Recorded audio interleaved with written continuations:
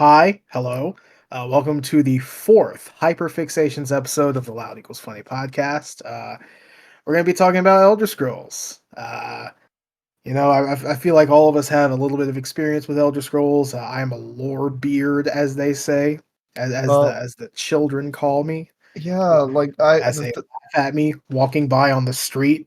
the crazy thing, we're all big fans of the series, and the crazy thing is, not even last night's storm could wake us. So, Yeah. I think we're about to reach Morrowind. I think the guards are coming.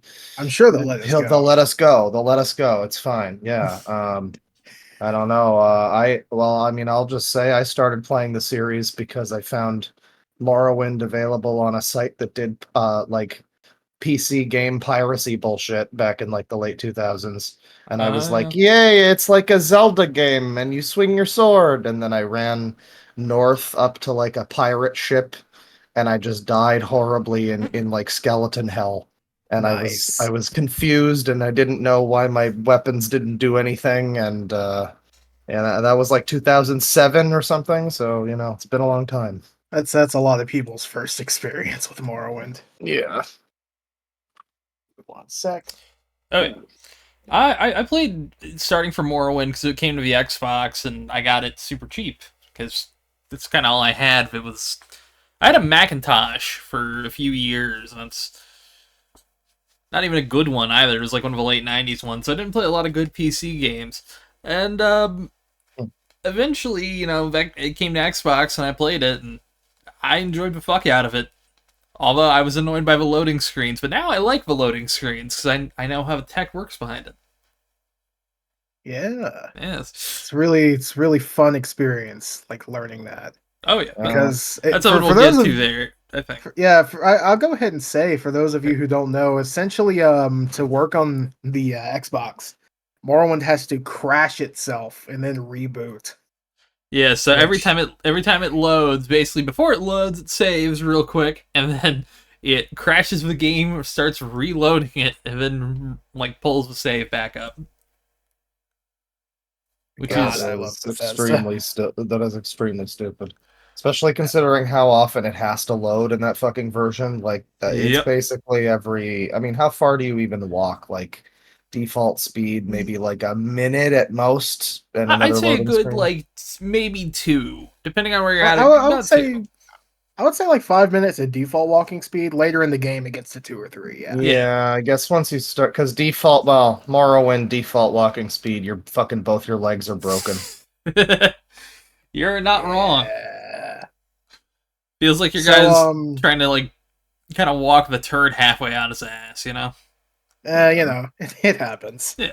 Oh yeah. So So I actually, funnily enough, started with Oblivion on Ooh. the I don't know, that's pretty 360. common.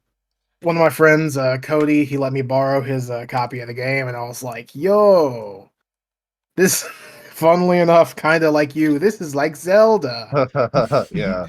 And I was You like, don't like have I was you like, played other like RPG stuff like that with dice roll bullshit and stats at that point?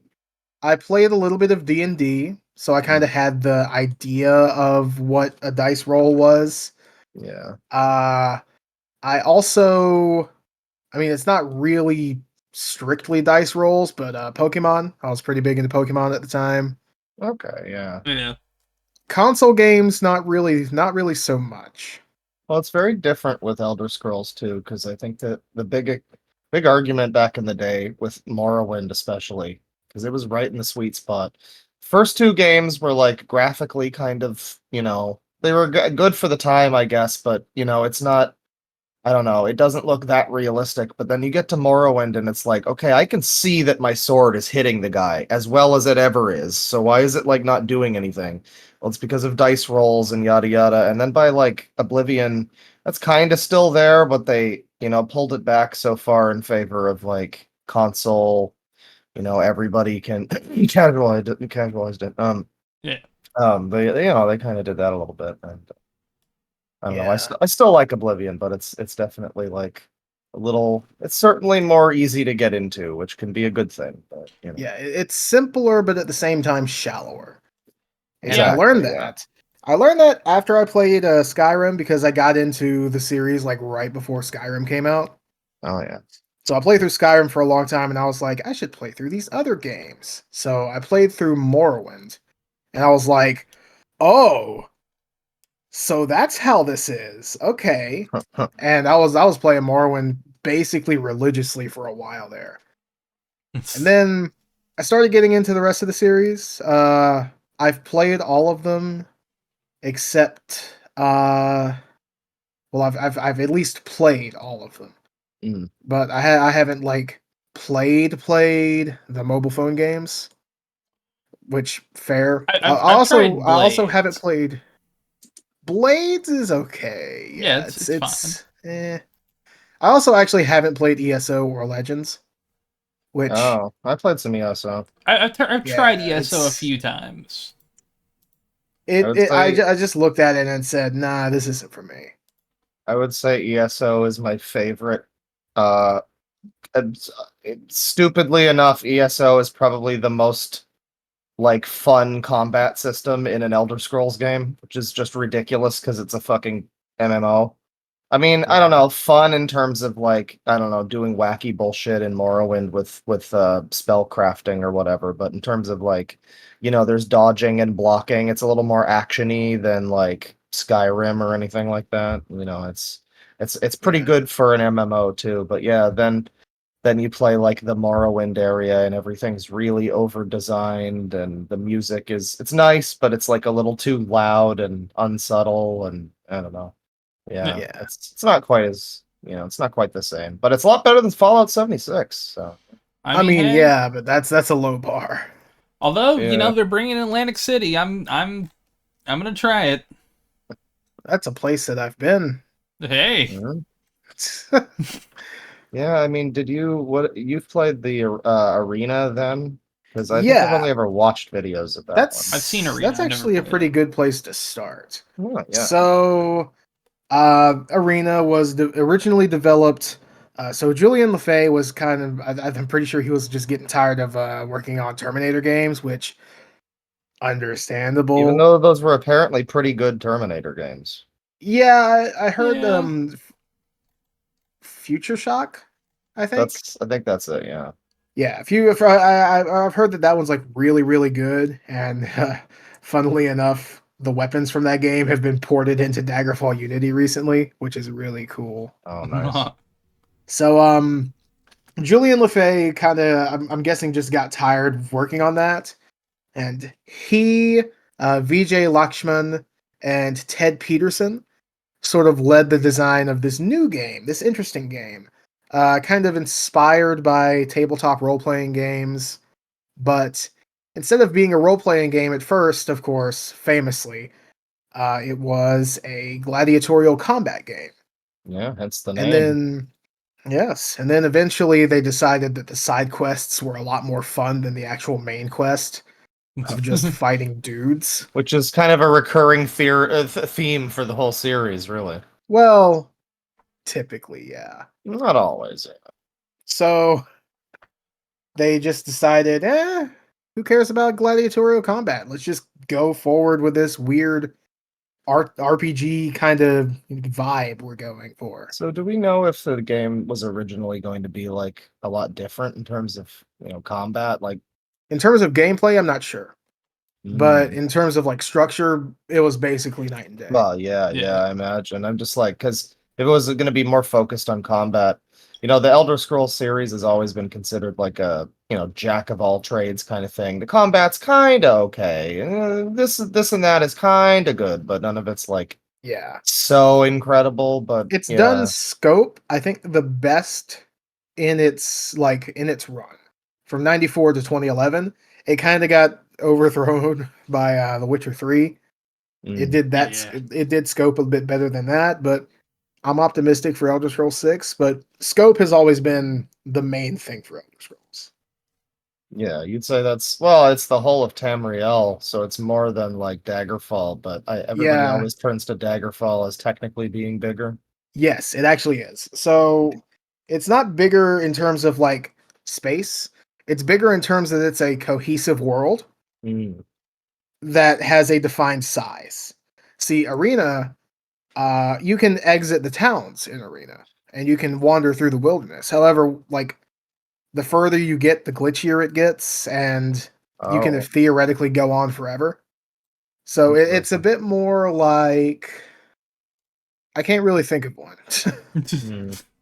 Hmm. I guess for a not so great example, it's like downloading a Minecraft world.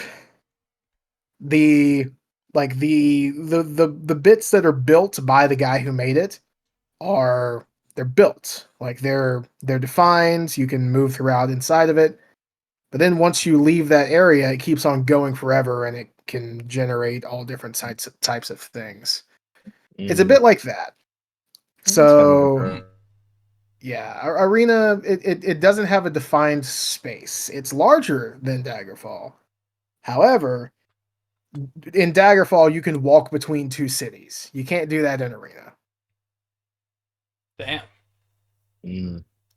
Yeah, I just looked up. There is an arena source port. It's Open Tess Arena. I don't think Yeah, it's like as much of a thing as the Daggerfall one, but it's not. I'm in the Discord. Let me check for updates.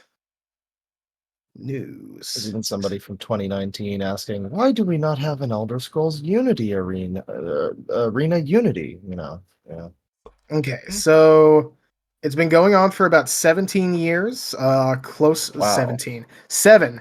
It's been going for 7 years, close to 8. It'll Mm, turn 8 this January.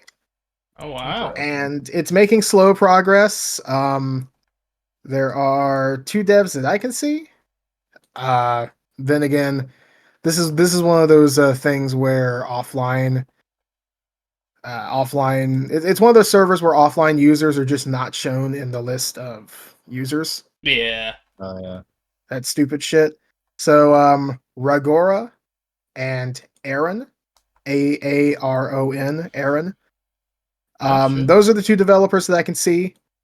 Um, and it seems like there's been steady progress working on it. I haven't seen any big new news, but for anyone who wants to check in on that, because I'm really looking forward to it, because I'll get into the issues that Arena has in a second. Mm. Look I was up just gonna ask how playable that actually is now without something like this. Open TES Arena. That's what it's called. So go check it out. And just to go over why I want a source port for Arena. Daggerfall didn't really need a source port for like playability. Like No. you can play Daggerfall just fine. You just have to Like remap your controls. it's got problems, but yeah, even like I played that years ago, and once you get around the controls a bit, it's like like there's bugs and everything, but it's still playable. Yeah, Like that no, Yeah. that's the thing. You can set it up to have WASD movement and all of that. yeah, Mouse look, everything like that. So yeah. you It's just have pretty to set fine. up your own controls, but it's fine. Arena Yeah. doesn't have that. Arena Mm, has arrow key movement, or you can use the mouse to move. And neither of them are fun or intuitive. Oof. You jump with the J key. Oh, the that's the classic so. DOS era where every game, all the controls were a random fucking key on the keyboard, usually something alphabetical like that, like Yeah. J for jump. It was so Yeah. dumb. A for Actually, activate. F for flashlight. Oh, that's actually kind of decent. A for kill myself. Yeah, it's all over the place. let me P find the for penis. controls. Rated P for penis. By Yeah. the way, UESP is the wiki of choice. The Yes. unofficial Elder Scrolls pages. Yeah. Don't go to fucking fandom I mean, don't go to fandom for any in reason, general. really. Yeah, Yeah, but But preferably. UESP has been the wiki for like the longest time. I used that yeah, back in like 2008. It's been around forever. Yeah, yeah. They've been around preferably. since I think before Daggerfall. Wow. Yeah. All right, so to move, you have to move your cursor to like the top of the screen or the top left of the screen or like the bottom left of the screen to strafe. And like that's how you move and turn, which is awful. You have J for jump, Shift J for forward jump, Oh yeah. cast like casting a spell is C. Fucking use item, of course, is you. Obviously. Yeah. Cast items C. I love that. That's so It's fucking good. it's I mean, it's it's rough, and that's why I really want to source for it, because like the gameplay itself is basically just Daggerfall, but a little bit more archaic, which is fine because yeah. Daggerfall was like surprisingly modern. But Yeah. the controls, man. Oh, Oh, the controls are real bad. controls. Yeah, it sounds like a problem. Like anything with automatic arrow key movement is automatically just awful. I hate it. Mhm. Yeah, arrow key is an awful fucking default. I don't get why they Yeah, even thought it back then. I mean, to be fair, WASD isn't exactly intuitive from I mean, like you would assume the an arrow keys would outsider's be the standpoint. thing. I mean, Yeah. what I always thought, which I still thought back at the time, was using the number pad. That seemed better, but Oh yeah, but also not many keyboards had 10 keys. I true. mean, they Mm. still don't. Yeah, honestly, I've been thinking about getting a 10 keyless one myself, so yeah. I need that number pad. I always use it for different things. Oh yeah, too convenient. True. So yeah, Arena is kind of rough. The story is fine. It is an okay story. It is the It's epitome serviceable. of okay. Serviceable, yeah. That's Yeah. that's that's a good It's a descriptor. good building block for later things. Played a lot of Yeah. serviceable games in my life, you know? So the story is you are I think the official backstory is that you're like the lore is that you are the captain of Uriel Septim's guard, Yeah. and you've been put into the prison because the battle mage, the Imperial battle mage Yeagar Thorn, has basically done a little bit of a Freaky Friday. He's like taken the form of Uriel Septim, and he's doing nefarious deeds, which it's a plot, and Yeah, essentially you were contacted by, I'm not sure who exactly Rhea Silmain is. Let me check and see what the wiki says. Yeah. Rhea Silmain was Jaegarthon's apprentice. Okay, all right. I had a feeling it was something like that. So you're contacted by her in your sleep, and she says, "Hey, the key is over there. I don't know how you missed it. Gather the 10 pieces of the Staff of Chaos. Fuck you. Bye." It's not exactly like that, but she's you gotta gather the pieces of the Staff of Chaos, and that will undo the curse. go grab the thing and do the thing. Fantasy game. Yeah, Yeah. So you perfectly go to a fine, like you say. yeah. So you Yeah. go to a dungeon in each province, and yeah, you you assemble the staff, and the game is won. That's it. It's a pretty That's classic adventure. yeah. Yeah. You have your side quests. You go in to get like artifacts and stuff, but for the most part, it's pretty bare bones. But then they just kind of they decided to go above and beyond with the next game, Yeah. Daggerfall.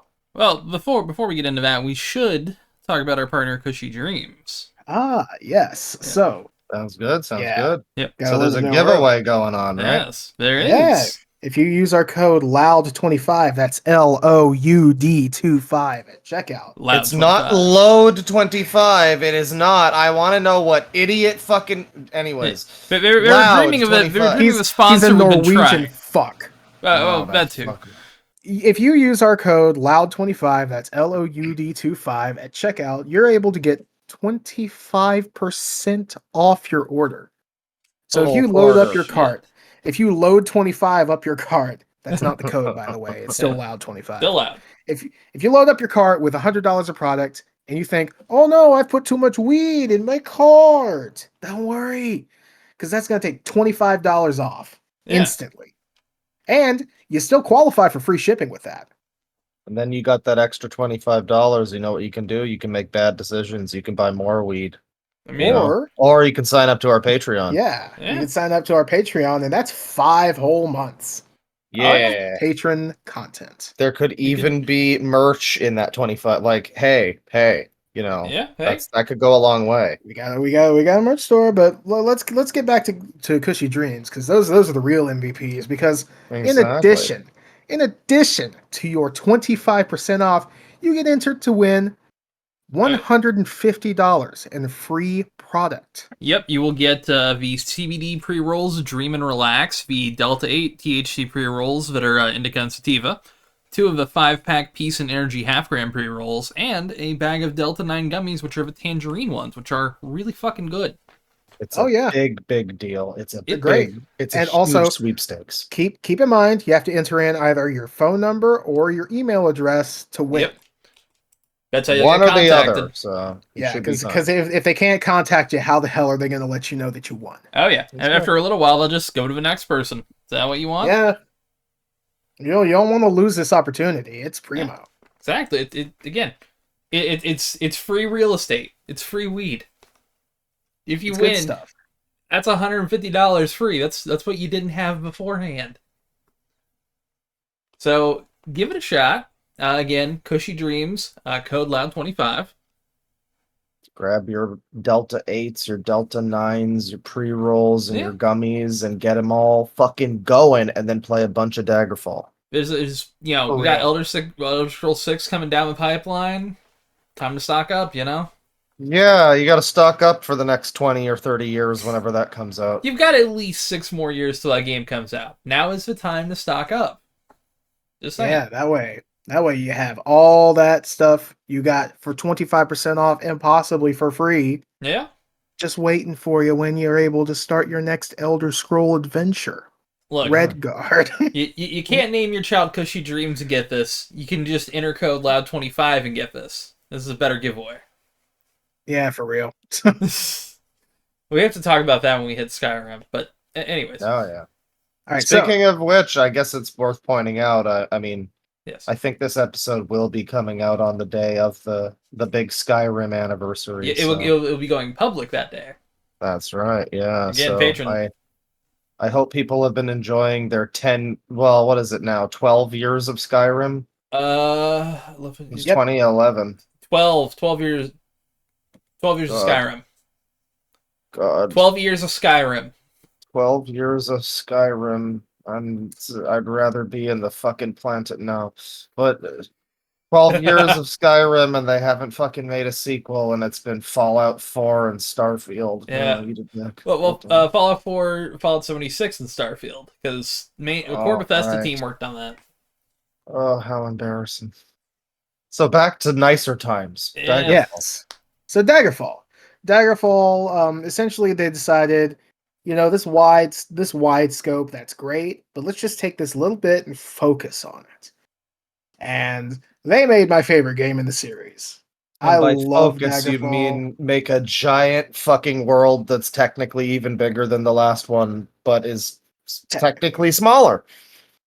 Yes. Yeah, it's they basically made a full map of the general scale of High Rock and Hammerfell in Arena, but instead of having single zones that you can go out infinitely from and not walk from town to town, you can just go from Privateer's Hold to Gothway Garden. You can do that. Right. So it's a big open world, basically. Yes, Normal. yeah, it's very big. It's huge. In fact, bigger than Great Britain, famously. Oh. Yeah, I remember there used to be these graphs that would go around that would compare video game map size, and it would be like GTA Daggerfall's 3 is fucking this massive. big. Daggerfall, I think, is smaller than there's this one racing game that was only ever known for being like it has a huge map with nothing in it, and that was like the one. It was bigger than Daggerfall, but other than that, yeah, Daggerfall. See, there was also Just Cause 2, which had a huge map. I remember. Just Cause 2 was massive. That's a good game too. There's a few MMOs, but yeah, Daggerfall is like a huge, like even to this day, it's one of the biggest maps in single player gaming. Yeah, it's one of the largest set size maps. Yeah. Created maps. Which now people say that it's kind of empty. It's like randomly generated. There's nothing in it. And what would you say to that? It's Um, slightly from what I remember. a bit, yeah, you could argue that, but also it's kind of unrealistic to have, you know, more handcrafted stuff like that in a game, that large. Although I will really quick say, the racing game that you're talking about is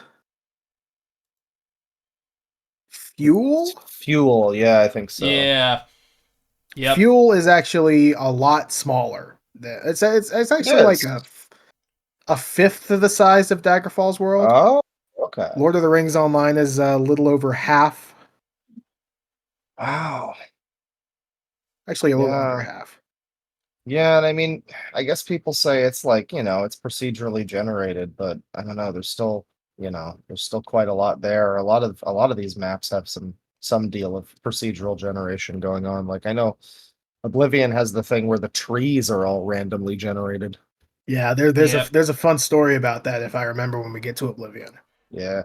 So for Daggerfall, I would Yes. say that it's definitely fair to say that I mean it's true to say that it's generated beforehand and it's not handcrafted, but also it doesn't really need to be. Like there are later Elder Scrolls games for that. There's so much in Daggerfall, and a lot of it's the same, but also that lends to it being more believable, I would say. Yeah. Because if you go from one town to another in real life, you're not gonna find everything's like differently cultured and everything. If you're gonna go to a town that's like a mile away, it's gonna be pretty damn similar. Yeah. Yeah. More or less same architecture and stuff. Yeah, and that's not to say that exploring is meaningless too, because there are witch covens that you can just kind of find out in the world, and those let you summon Daedra any day of the year. Which typically Daedra have summoning days where you could summon them and do their quest. But with these covens, you can just summon a random Daedra whenever. But for Daggerfall, it's less like the scope adds to it, but it's not really about the scope. It's about the role playing aspect. Because Yeah. it's Daggerfall is much more of a fantasy life simulator than anything else, which is great. You Yeah. can, you can take out loans, you can buy a house, you can climb on the buildings and jump around them like it's like fucking Assassin's Creed 4. There's your reference. Nice. You can, you can buy a ship and that will make traveling cheaper and faster. You can you can join a fucking knightly order and get free bedrooms at an inn. Like there's a lot that you can do in Daggerfall. You can spend a fucking ludicrous amount on a house, and it actually has you know, it's actually a large house and not just like a couple of rooms with a fire pit and a crafting table. Yeah. Wow, that is pretty expansive, especially for like, I mean, I For a guess game released other, in '96, absolutely. well, released in 96, I was gonna say like there's like Ultima, I guess, would have been kind of the comparable thing, but then that was I think the 3D Ultima games were kind of a clone of Arena and Daggerfall. I think they came out after. Actually, no. Ultima Underworld came out while Arena was in development, Oh, okay. and that was a that was kind of a big hit to the morale of the studio. Really? Yeah, because everyone was like, "Oh God, look at how great this game is. Our game doesn't really compare to that." Yeah. Yeah, I can imagine. But now, Elder Scrolls is one of the biggest ever fucking areas. So areas. I'm sorry. I'm still looking at maps and it says area right here. Area Yeah. 62,394 square miles. That's that's Daggerfall. But yeah, Nice. now Elder Scrolls is it's a much bigger franchise than Ultima, so I Yeah, guess at they this won in the point, end, kind certainly. of. What I do want to talk about is specifically some of the lore implications of Daggerfall, because at the very beginning there wasn't much lore to go around, and Daggerfall added and expanded so much of it. And one of the most important things that Daggerfall did was the story of the game itself. Now, the story of the game itself, a lot of people have described as bare bones. I think that's because they don't really read into it. Mm. But it's this like massive web of political intrigue and an assassination plot, possibly, maybe. Who knows? Hmm. Hmm. I didn't expect Linkara in this. So you have this, this web of intricate political intrigue. You have assassination. You have, a power grab for an artifact that's massively, massively overpowered. And you have the ending, which is, Endings. yeah. Although there is a canon ending. Let me pull up the quests, because there are several different endings. Yeah. The first, I believe, Elder Scrolls game to have multiple endings, although I think it's so far the only one. Hmm. That's really interesting. They didn't get much more ambitious after this one, I guess. I guess so. Hmm. If I can find the endings, where are they? Hold on.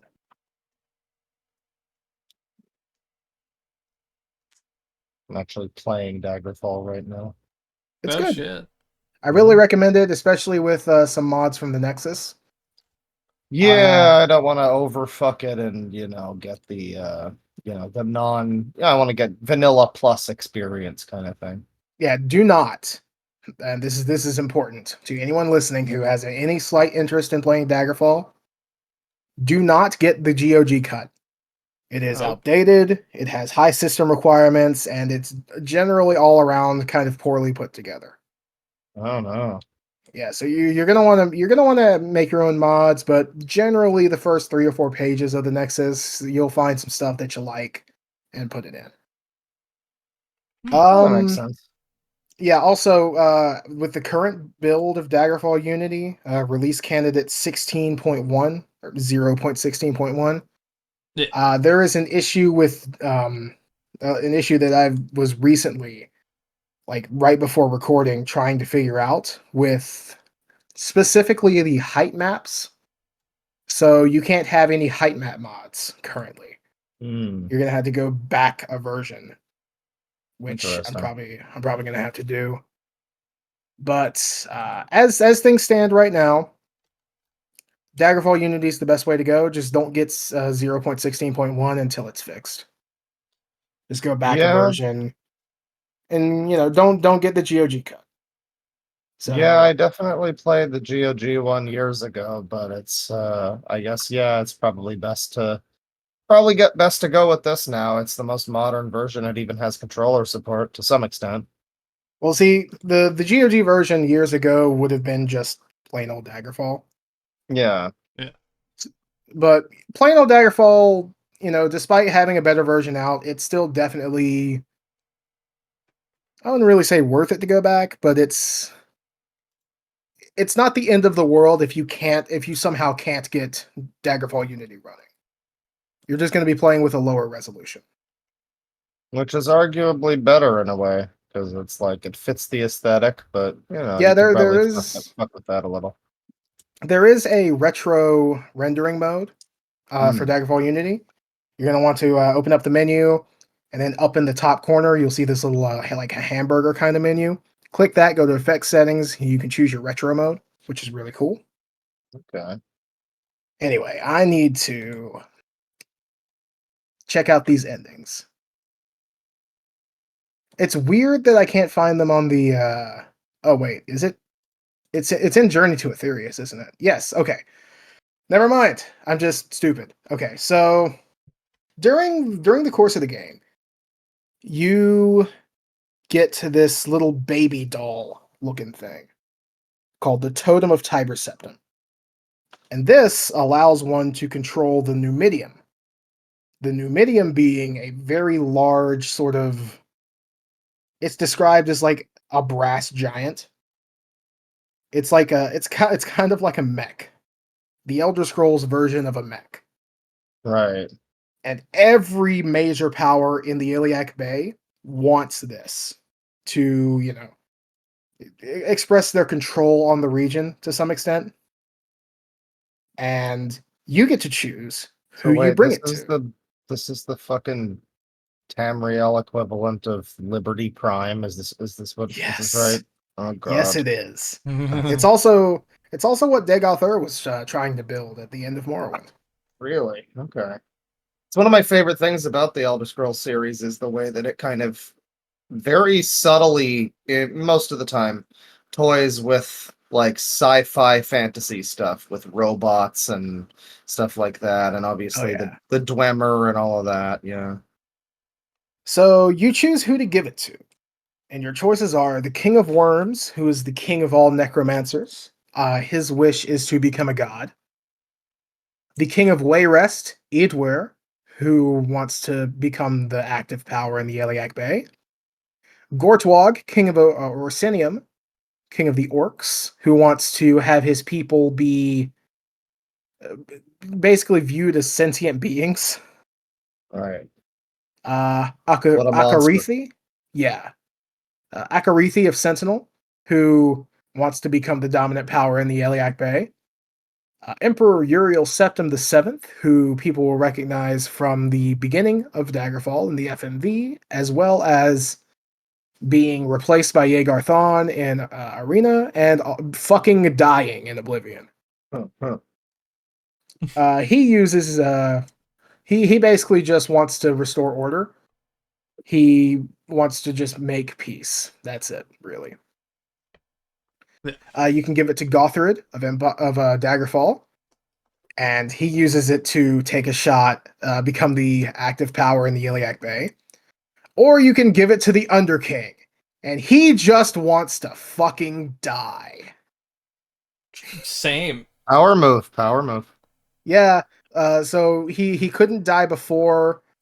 I'll get into that in a second once we get to the ramifications of the endings, and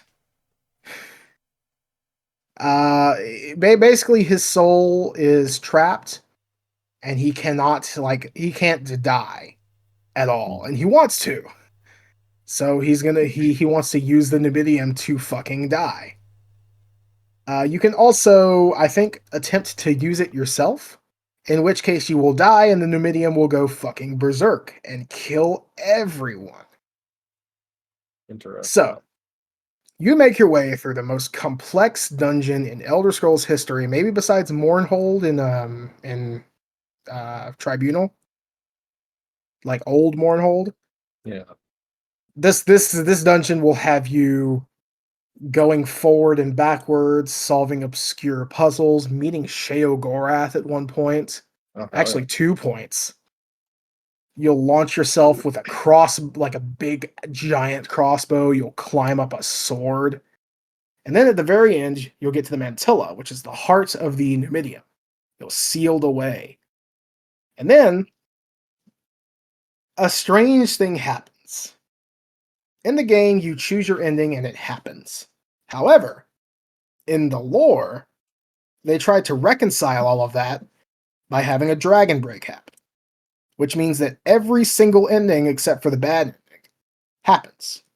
So the King of Worms uses the Mantella to make himself a god in the form of the Necromancer's Moon, which is how black soul gems start appearing from Morrowind onwards. Actually, I think Oblivion onwards. Yeah, I think so. So that's why black soul gems exist, because the Necromancer's Moon, which is the King of Worms, shines down onto like select altars. All three of the powers just kind of clash with each other using the Numidium, and their borders remain the same. However, they are also subservient to the Empire. which that's how Uriel Septim comes in. Right. Gortwog uses the Numidium to make orcs have rights, and that's why starting from Morrowind you can play as the orcs. And then the Underking. The Underking is very interesting because it is possible that this man physically is Tiber Septim. I'm pretty sure he died, like Tiber Septim's physical body died, but at the very least, what is canon? Or, Elder Scrolls has an issue with an unreliable narrator. So this is what I believe to be canon and what is presented as what happened with the Underking. So the Underking used to be Zurin Arctus. Yeah. Who was the main battle mage for Tiber Septim. Tiber Septim wanted to control the Numidium, and, in doing so, conquered Morrowind to get it. So the Tribunal were like, okay, we can't let that happen. We're going to give him the Numidium, but we're going to keep the power source to ourselves. And that's why the Tribunal are gods. So Zurin Arctus and Tiber Septim had a bit of a problem. They have this big-ass giant robot, but they didn't have something that they could, use to control it. So Zurin Arctus had an idea. There is this guy called Wolfhearth. Hang on. Yeah, Zurin Arctus. Oh, Ismir Kingmaker. Mm. Yeah. I'm sorry. I have a lot of this in my brain. It's just I had a bit of a funny, really bad experience working with Daggerfall Unity just now, and my mind is kind of halfway working on how to fix that. Oh no. Oh shit. Well, best of luck with that. So I'm pretty sure Ismir Kingmaker was the third. And Ismir Kingmaker was, a very strong guy. He was also undead.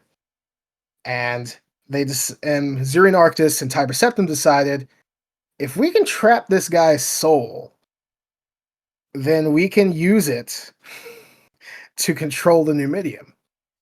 And Tiber Septim was like, yeah, okay. And they had a big fight.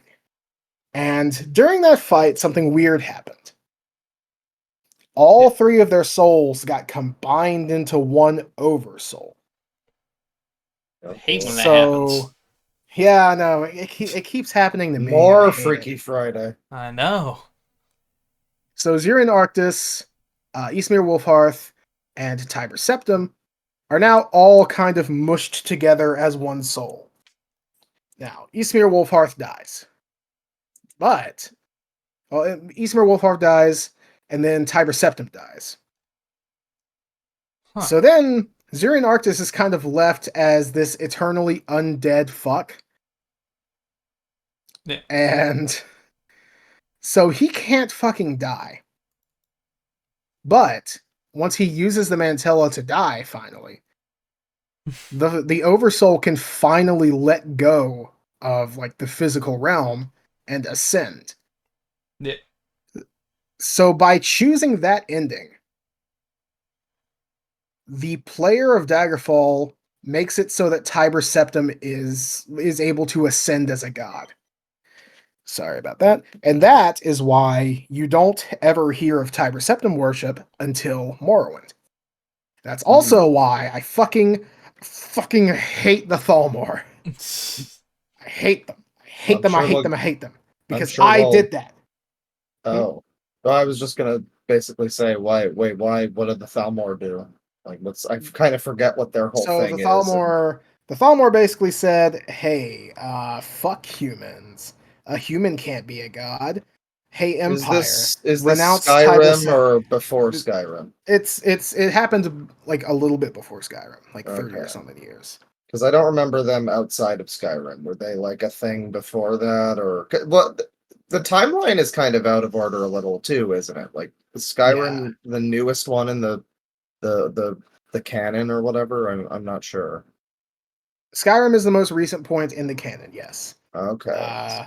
There was Elder Scrolls Online, which happens in the second era, which personally I'm going to be disregarding. Yeah, it's pretty Yeah, we don't know too much about it. non-canon. Yeah, I don't know too much about it. Also, it's not really made by Bethesda. It's made by ZeniMax. So my point of view on Elder Scrolls Online is that it is not canon until such a point as Bethesda makes it canon with Elder Scrolls 6 or any future game. Yeah. Yeah, that's fair. It So remains fun for what it is. yeah, I've I've tried it heard a really few- good things about it. Tried it a few times. I'm not really an MMO guy. I've given it many fair shakes over the years, but I'm not really an MMO person. Yeah. Yeah. I Huh? The Thalmor though, their whole thing was Yes. So they're basically they said a human can't be a god. Hey Empire, renounce Tiber Septim or we will kill you. Yeah. And eventually the Empire was like, okay, fine. Like, to shut you up, And we will say we don't like him. essentially, yeah. And that is why I hate the Thalmor specifically.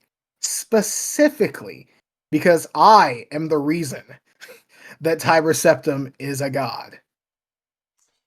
Hey, Like I specifically chose to kill the Ender King in the end because fucking mood, honestly. I mean, yeah. Well, the guy sounds like he wanted it and everything. That's Yeah. interesting. I wasn't fully aware of that. But the thing I knew about the ending of Daggerfall was just that. Well, it was always kind of a little silly to me the concept of like, oh, they had like 5 endings or whatever, so they couldn't pick one, so they just they couldn't have one that was the real canon one. So in Morrowind, they just have a book that's like, yeah, something happened and they all happened. I don't know. But I guess I it does make sense within the world, you know. yeah, they I agree that it's a bit of a cop out. However, more interesting things have come of it than probably Yeah, would come of it, just having a singular canon ending.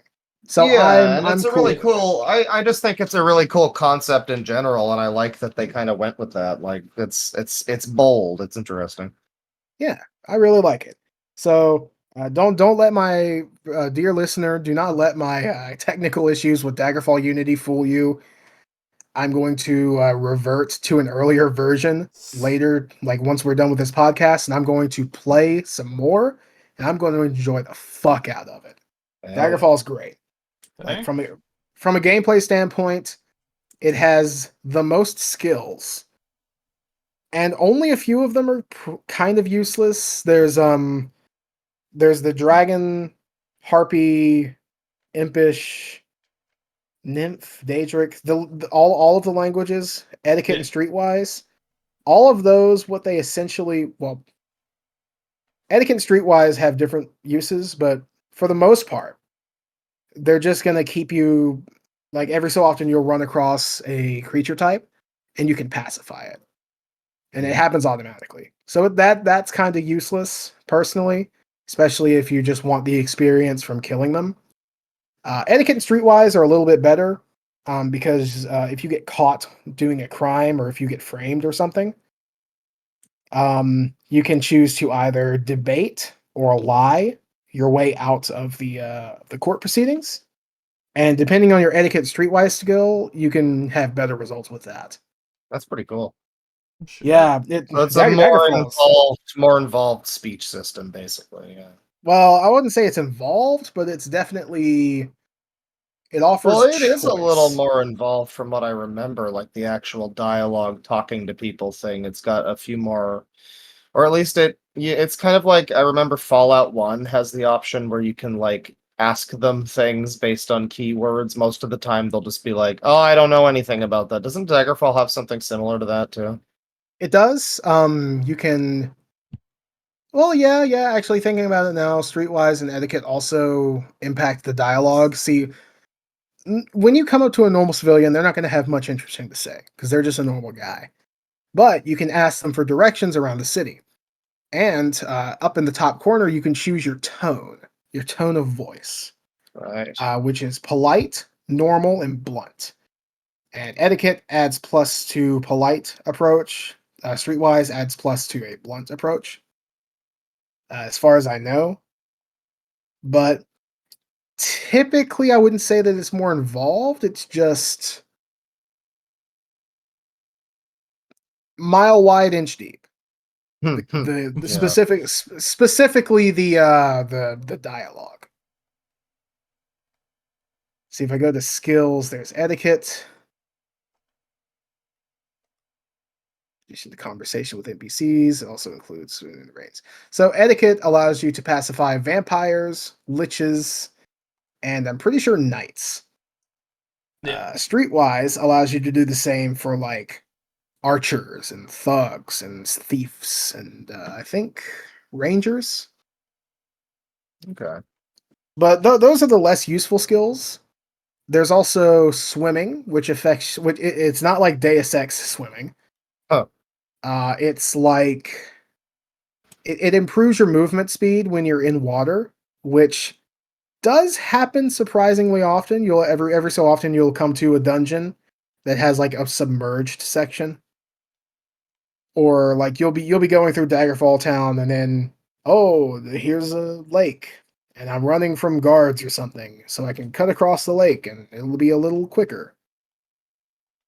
Then there's running and jumping, which are incredibly useful, especially in dungeons with like pitfalls and stuff, getting away from things fast. And then my favorite movement skill, climbing. People With always say that one's useless. They're wrong. Mm. They themselves See- are useless. Essentially, yeah. So climbing, essentially you have to like run up against the wall for a little bit and you'll start going into climbing mode. And then you can just scale a wall. You can do that in the city, for example. Sorry. So for the fast travel system, you can choose to either travel cautiously or recklessly. Now, if you Yeah. choose recklessly, you get there quicker, but you have a chance of arriving at night. At night, city gates are closed. So, you use your climbing skill, get inside the city. That is really cool, and that's definitely not a thing they allow you to do in the walled off city cells of fucking Oblivion or And whatever. Skyrim. Yeah. Yeah. There's also you can just climb buildings. You can climb buildings in cities and just jump across them like your Assassin's Creed. You Nice. can climb different sections of a dungeon, like if there's like a balcony that you want to get to, but you don't want to like go around the dungeon to find a way up. You can just climb up. It's I'm just so sad that they didn't include that in any other game. Yeah. I mean, people talk about a lot of the things that like were cut from Oblivion or from Morrowind, but I remember back in the day seeing this big post that was just detailing in a like a green text fashion in the way that people would do like I can't believe Skyrim's so but it was like that but for Morrowind, like no horses, tiny map, no climbing skill, and it's like, well, yeah, you really can kind of just still do that, even with that game. Yeah. They're also you can buy a horse in Daggerfall. It's janky because essentially what it does is it lets you move. It lets you move faster. You have a different sound when you're walking. You hear clop clop instead of thump thump. All right. And you have a little horse sprite in the center of your screen. It doesn't change anything besides that. However, the funny part about it is that if you cast levitate, your horse flies too. Yay! I'm honestly all for that. I like that. Yeah. So Daggerfall is it is specifically a first person game. There is no third person mode. That was only added with Morrowind. All right. Which does suck, but also it's fine. It's not necessary. Yeah, it's not really necessary. No spear skill, which Oh. I love me some spears. So that sucks. You can buy a Spear cart. Chads rise up. Yeah, there's a whole thing about like carts with like robbery. I remember that you can cheese the game really hard with carts, can't you? Yes. Go into a shop, sit in the corner, loiter until after the shop closes, and then just steal things, like steal everything that you can from the shop, and then put it all in your cart. And then Nice. you just keep doing that. And random thing as I'm playing this, I have to point out another thing that's so Morrowind, most people that are listening to this, I think it's fair to say the most have played is Morrowind, like the oldest. Most people though, Oblivion and Skyrim probably, and even if those three, the thing that you mainly music, it's music wise pretty good games in terms of music, good soundtracks, Morrowind, the classic themes and everything, but fucking Daggerfall has this like dope MIDI stuff going on Yeah, that Daggerfall has sounds some great MIDI. completely different from everything else in this. Well, maybe Arena is similar, but completely different It from the later does stuff. it does reuse some tracks from Oblivion, not Oblivion, Arena. Yeah. uh well, But yeah, it's it they're good tracks. Like yeah, that's there are fair. only a few duds when it comes to this soundtrack, and yeah, it's just a good soundtrack. I don't really know what else to say. Yeah, it's just interesting, like going from, I don't know, the Morrowind and everything. Like one of the things I remember is like, okay, the soundtrack is pretty good, but man, you sure just wind up listening. It's like 20 minutes of songs that just loop over and over again forever, and it gets kind of repetitive in a way that it's a little different here. There's, I don't know, it just feels a little different than the later stuff. There's a lot of characteristic style to these early ones that is just like, yeah, technically it's part of the same series, same world and everything, same lore, but there's just a very different vibe. Yeah, it's a bit gingle doofy. Yes, it is You know, very oh, you must go and get the crystals of Gingledoof. Woo! Oh, there's a exactly. goblin. Watch out for him. Yes, yeah, I would describe it that way as well. Yeah, it's a bit more generic fantasy, but also I would say that the only Elder Scrolls games that aren't generic fantasy are Morrowind and Skyrim. So Yeah. it's in keeping with the tradition of the time. Hmm. Yeah, and I mean, Daggerfall, technically, the world of Daggerfall is a place that's kind of, what is it? It's supposed to be more of a desert or something, isn't it? The it's very varied. It's a lot more varied than people think. Mm. So Because the you have area I'm stuff. in now is all snowy. Yeah, so High Rock is typically, forested. You have mountains, you have a lot of snow. And then across the bay, there's Hammerfell, which there's, you know, rainforests, marshlands, and then a large portion of it is the Alakir Desert. So there's a good amount of range when it comes to the climate of the world. That's cool. So yeah, just to anyone listening, give Daggerfall a try. Just download Daggerfall Unity. It takes a bit to set up, but you can find several great guides. And yeah, it's really good. Also, it has boobies if you're interested. A little bit of Also, booby. also, this is immensely useful, I have to say, if you would like to just skip past the kind of lame intro dungeon. There's an There option is for an that. option for that, and I have thankfully taken that option because I started and I was like, "Wow, I'm just dying to a rat. How about that?" And I'm like, "I just kind of want to like explore a town or something." They just let you, so there you go. Yeah, play the Unity See, version. I like the starting dungeon. I It's admit not terrible. I've done it this before. it's because I like dungeons personally a lot. However, I will say I was very skeptical about this option at first, but if you're playing on Daggerfall Unity, absolutely enable the smaller dungeons option. I was skeptical of it because I thought I thought it would be like, you have these massive labyrinthian dungeons from Daggerfall, and then you're gonna fucking make them an Oblivion dungeon or something like that. Yeah. I thought that was what was gonna happen. No, it's just it reduces the complexity while also keeping a lot of the expansiveness. So you're not gonna be Cool. you're not gonna be stuck in a dungeon for 2 hours. Oh, thank God. Yeah. Yeah, it sounds like a fucking nightmare. It did get pretty rough.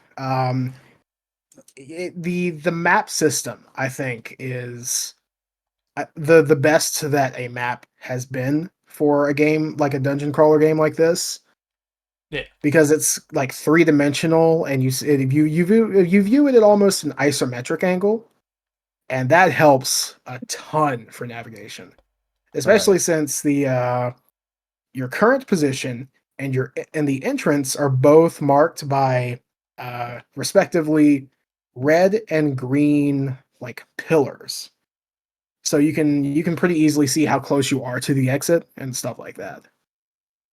That's pretty Yeah. cool. Yeah.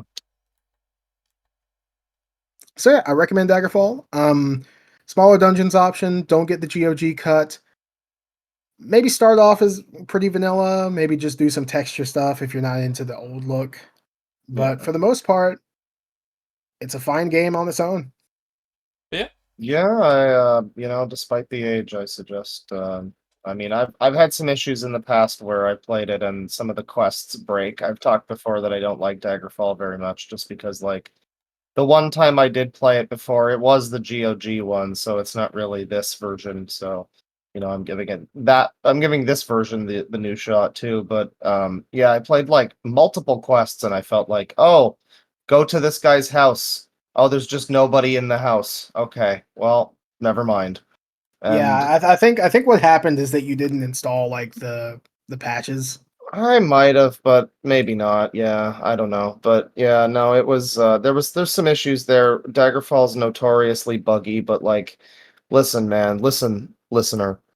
If you know anything about like New Vegas or fucking KOTOR 2 or any of these fucking games that are like ambitious, they're always going to be a buggy pile of shit. Kind Yeah. of. Usually, like typically. You got to look past all of the horrible crashes and just play, look at the good. Yeah. I will say I haven't had much of an issue with bugs. Sometimes they'll crop up, but it's never been anything like massive. Well, that's good, yeah. I'm assuming like Unity and a lot of the patches and stuff have kind of worked that out, and then there's mods and everything too. Yeah, And yeah, and then what what was it, like 4 or 5? How many years later was Morrowind? 6, I think. Jeez, About that. 1996 to 2002. because they can't have been making Morrowind that whole time, I assume. That's true. Thank you for the segue. So, right after No. Daggerfall, they started working on Morrowind, but they said, okay, this is going to take a long ass time. Let's put out some other stuff in the meantime. So they worked on Battlespire, which is essentially a really long dungeon crawl with like, you know, new 3D polygonal weapons. Um, you have like enemies that you can speak to, actually. Like they have voice to dialogue as well. There's all sorts of good things about Battlespire. A lot of people hate Battlespire, which is a shame. I think it's okay. Battlespire is a fine game. It's just kind of there though. It definitely it shows its age more than Daggerfall does, especially since it's kind of linked to DOS, and it's definitely a game that really should have just been on Windows. Oh yeah. Yeah. Well, it's also a game that's like entirely combat focused, and some people might not be super into that, I suppose. Yeah, it is one big dungeon crawl, but also it's not like it's always intense. There's a good deal of like puzzle solving and areas where you're not really fighting much. However, the intro doesn't really help it. Yeah. I haven't played this one too much, admittedly. It could just get a whole lot worse later. But from what I played, I liked it. It was alright. So, but it wasn't really met with great reviews, understandably, I guess. And so then in comes our favorite character, Bethesda's golden lad. Fargoth? Yes, he fucked your wife, and now now you're crying. That's a reference to our Elder Scrolls 3 multiplayer TES 3MP server, Oh yes. where in one of the mods that I made for it, I accidentally made every single NPC say the line that I was giving to Socusius Ergala, yes, we've been expecting you, Yeah. that guy. And I made it so that because you had to replace like I had to replace the first area because it was like barred off because default character creation fucks it up. Mhm. Yeah. So people wanted him back in. So I was like, okay, I'll put him back in. So he's in the basement. He's in the flooded basement crying. That's the reason it's flooded. Because Fargoth fucked his wife. And I accidentally gave every NPC in the game that dialogue. That was a glorious moment. I miss it. We got to start that thing back up soon. That'd be good, yeah. Oh, I've yeah. been thinking about that too. I started working on an update for it, but I didn't get too far.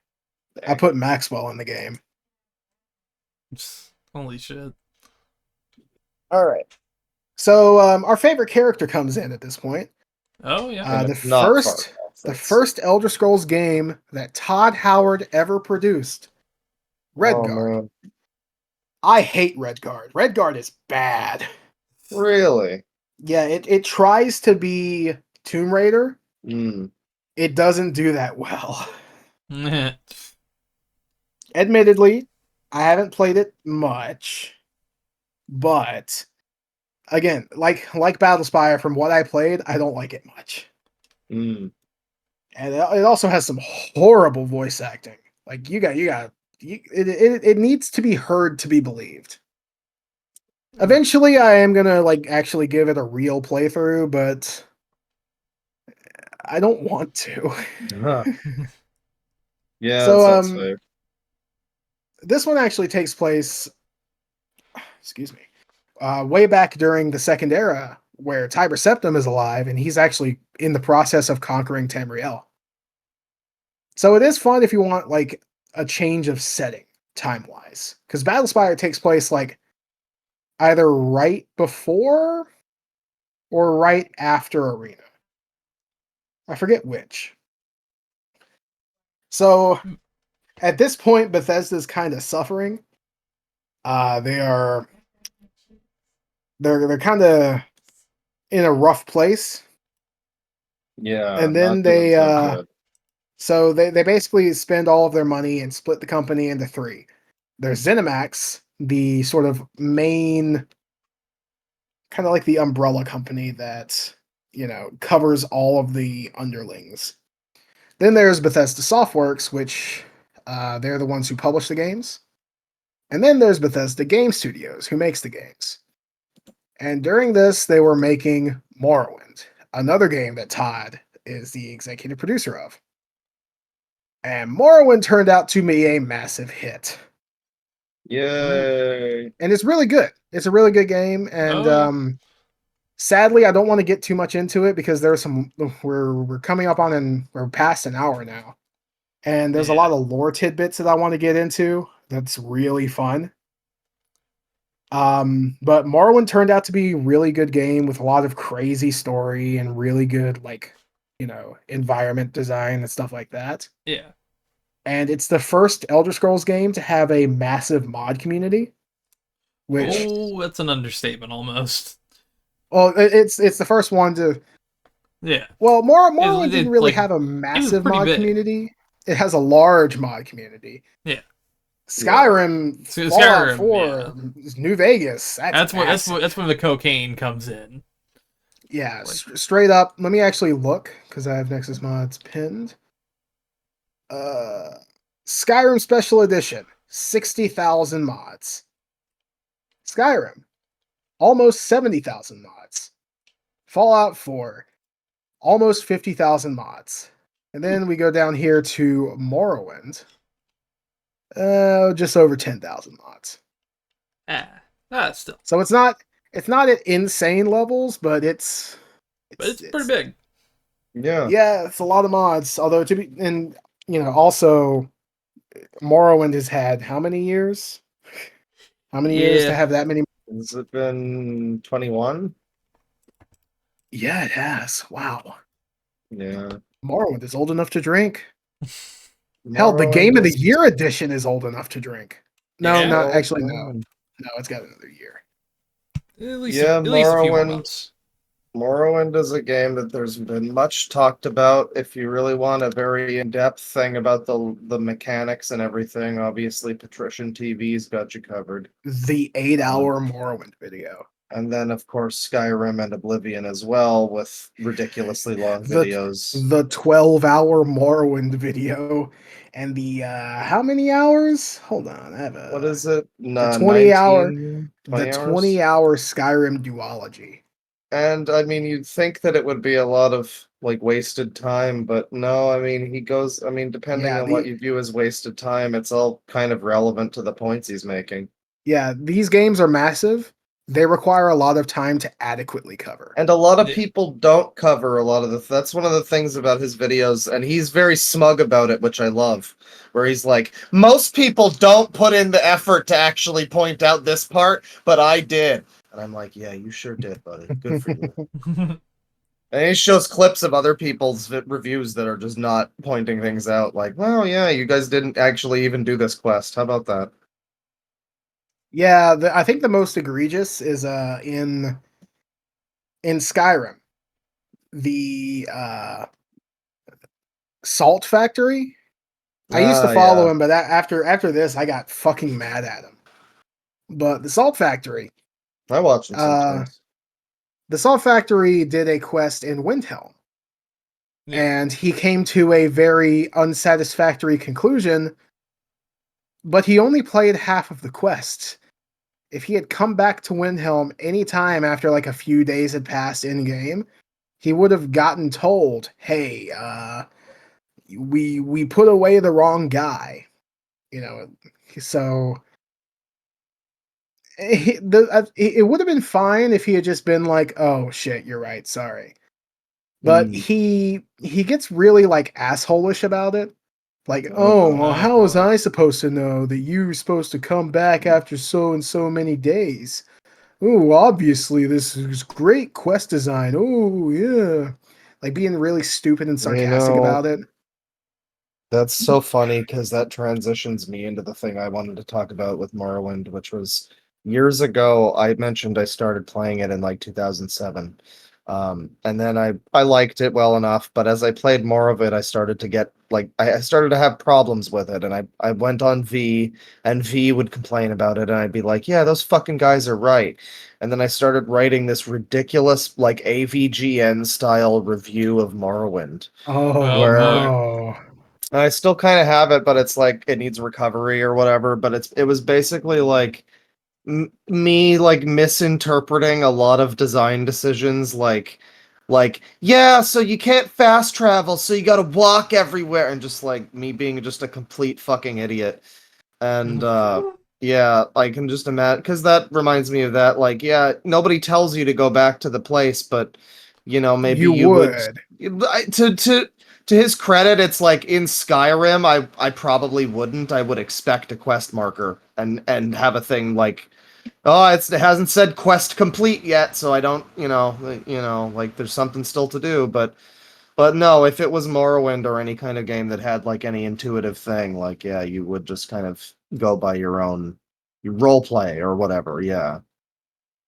And that was an issue I had, when I first started playing it. I'm like, why don't the weapons work? That's a famous thing with Morrowind, is that Oh the yeah. weapons don't work, but I it's do like, I do want to actually really quick because Patrician TV really says this well, and if you have a free 8 hours, which is a big ask, but also you're watching this podcast, so Yeah. You got a little bit of time. if you have an extra, if you have a free 8 hours, It's I not really a recommend. terribly visual video. You can just listen if Yeah. you're at work or something. Put it on in the background. It's great background noise. Yeah. But put it on the background and just listen to Patrician TV's Morrowind video. He goes over every complaint about the game, and some of the complaints, sure, they're more valid than others, Oh, but it's not perfect. Yeah. yeah, it's not a perfect game. In fact, a lot of people think that he said that because they look at the time and they look at Morrowind. Oh, it's a review of Morrowind that's this long. Obviously, he says more than this game's stupid and stinky. So obviously he likes it. Yeah. Clearly. What a monster. Where were we? I was talking about Morrowind, talking about the miswind combat. Oh yeah, so I mean, that's the thing. I really can't say it quite better than him. But essentially it's dice roll combat. A lot of the people who, you know, they'll post a video of themselves, running through character creation as fast as possible, grabbing the very first like dagger that they find, and then going to the nearest enemy and then just spamming attack and thinking, yeah, this is how video games. Obviously it's bad. Yeah, it's like me, like, oh, it's Zelda. Yeah. Yeah, but it's not like that. You have to choose your weapon based on the stats that you pick. You have to like get something that's better than the rusty iron dagger that you're first given in the tutorial. Like you gotta put stuff in to get stuff out, It's not gonna hold your hand. I don't know. People are stupid. Yeah, a lot of people have problems with that. I mean, I've said before, the thing is that it looks visually like you are hitting people, so it's kind of... Yeah. But then it's similar to like Knights of the Old Republic in that same way. Yeah, I do agree that again with what with what Patrician TV said, that they probably should have added some kind of mechanic where if you miss, it'll tell you, or it'll like play a whoosh sound effect instead of making it exactly like hitting. Literally nothing almost. Although I will say, there's something major I disagree with Patrician TV on. And I don't want to get too much into Skyrim because it's a game that's been talked about to death.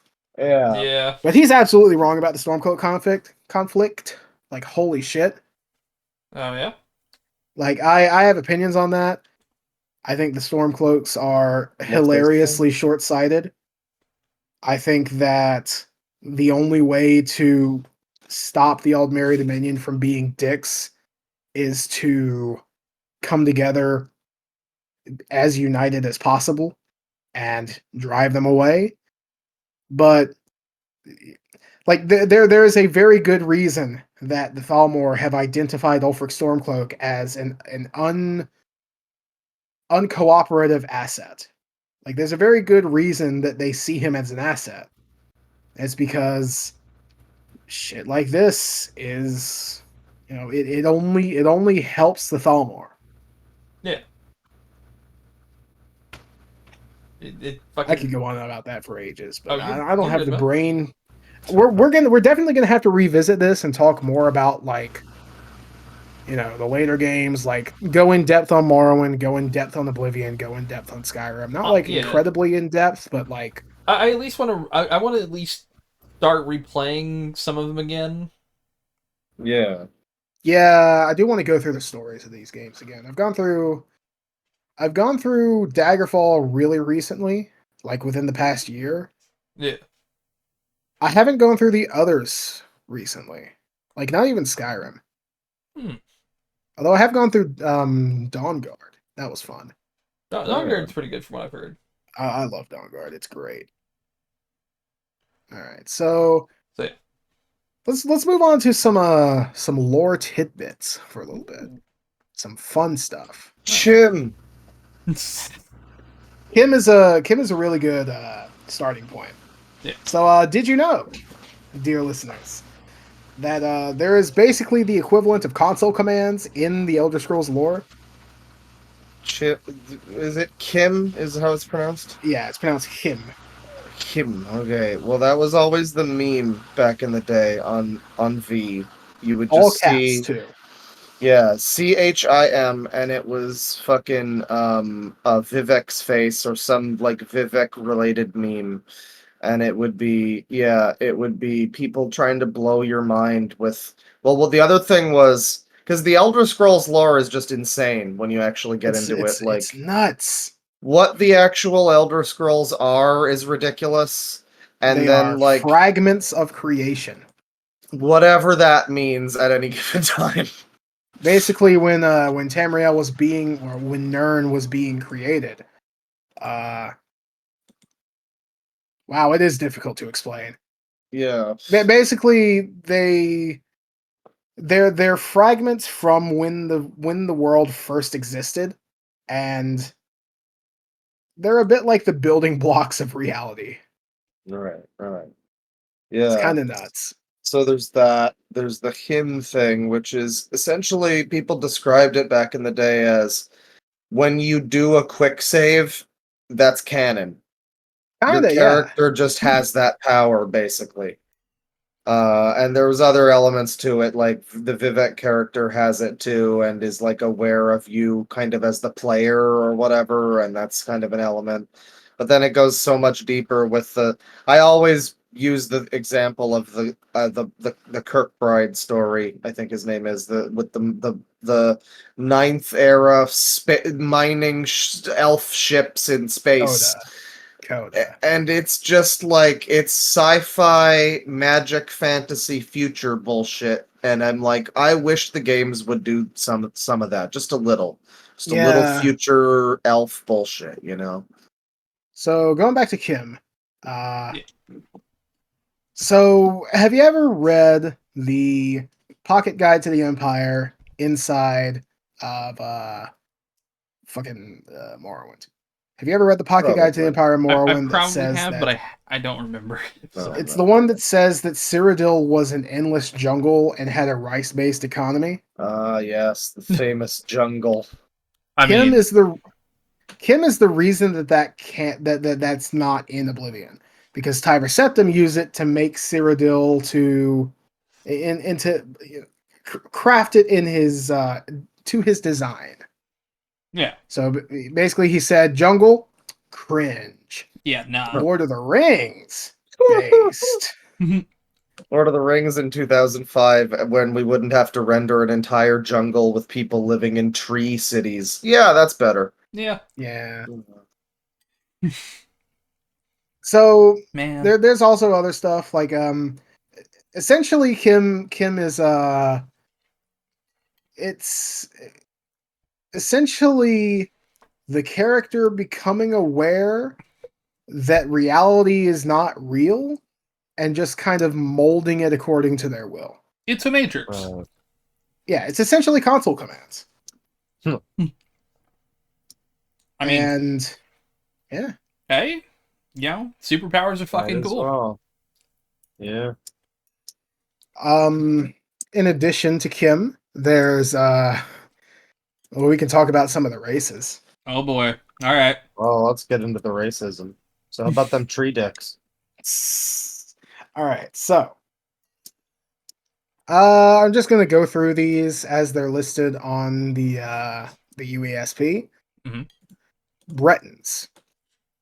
Bretons are kind of boring lore-wise, unless you really like political intrigue. Which, to be fair, I do kind of like political intrigue.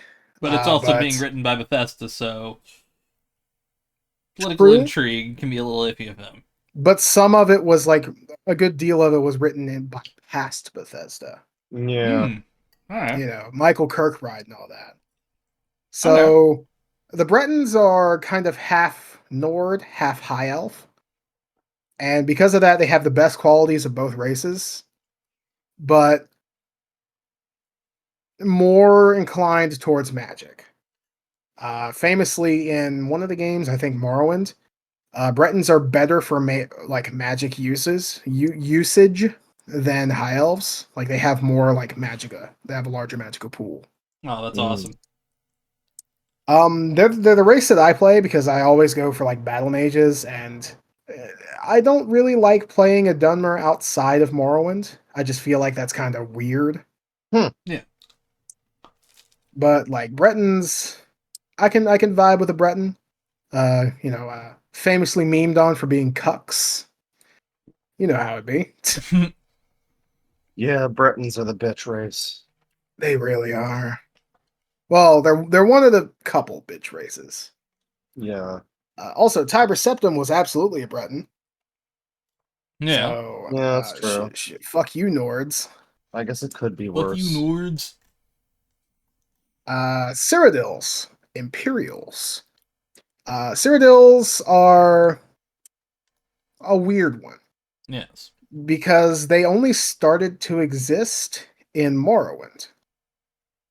And there's really not too much here other than the stuff that was retconned for Oblivion. Give me a sec. Had a cough there. Hmm. So there are two. There are two kind of sub races of Imperials. You have the Colovians, who are a little bit, they're darker skinned, they're hardier, they're stronger. They typically live around Anvil, Kvatch, Coral, Yeah. and they're a bit more like skewed toward the Redguard side of it. And then you have Nibbaneans, who live in like Cheydinhal and Breville and Leowen. Breville is worse than Leowen. I just said Leowen last. And they're a little bit more Bretonish, Yeah. which is weird because they're further from they're further from High Rock, but a little bit more like intellectual, lighter skin. They're real thinking thoughts ones. I get it. Yeah, they got big brain. There's not really much to say about Imperials that isn't just kind of outright stated in like Oblivion and Morrowind and stuff. However, we're starting to get into some more fun races. The Nords. Oh, Yay! the Nords were so cool until Skyrim happened. Huh. They used to be like Yeah. almost Celtic. They had like the voice was like a power that all Nords had. There was just so much cool shit, and admittedly, there's cool shit afterwards, like the whole Dragon War stuff. That's cool. I like that. But typically, Nords have gotten a little bit less interesting the more we've been exploring them. Which, to be fair, that's happened. That also happened with Cyrodiils, Imperials, and in Oblivion. Yeah. But yeah, I don't really have much to say about them either. Play Skyrim. You'll get most of what you need to know. Red Yeah. Guards.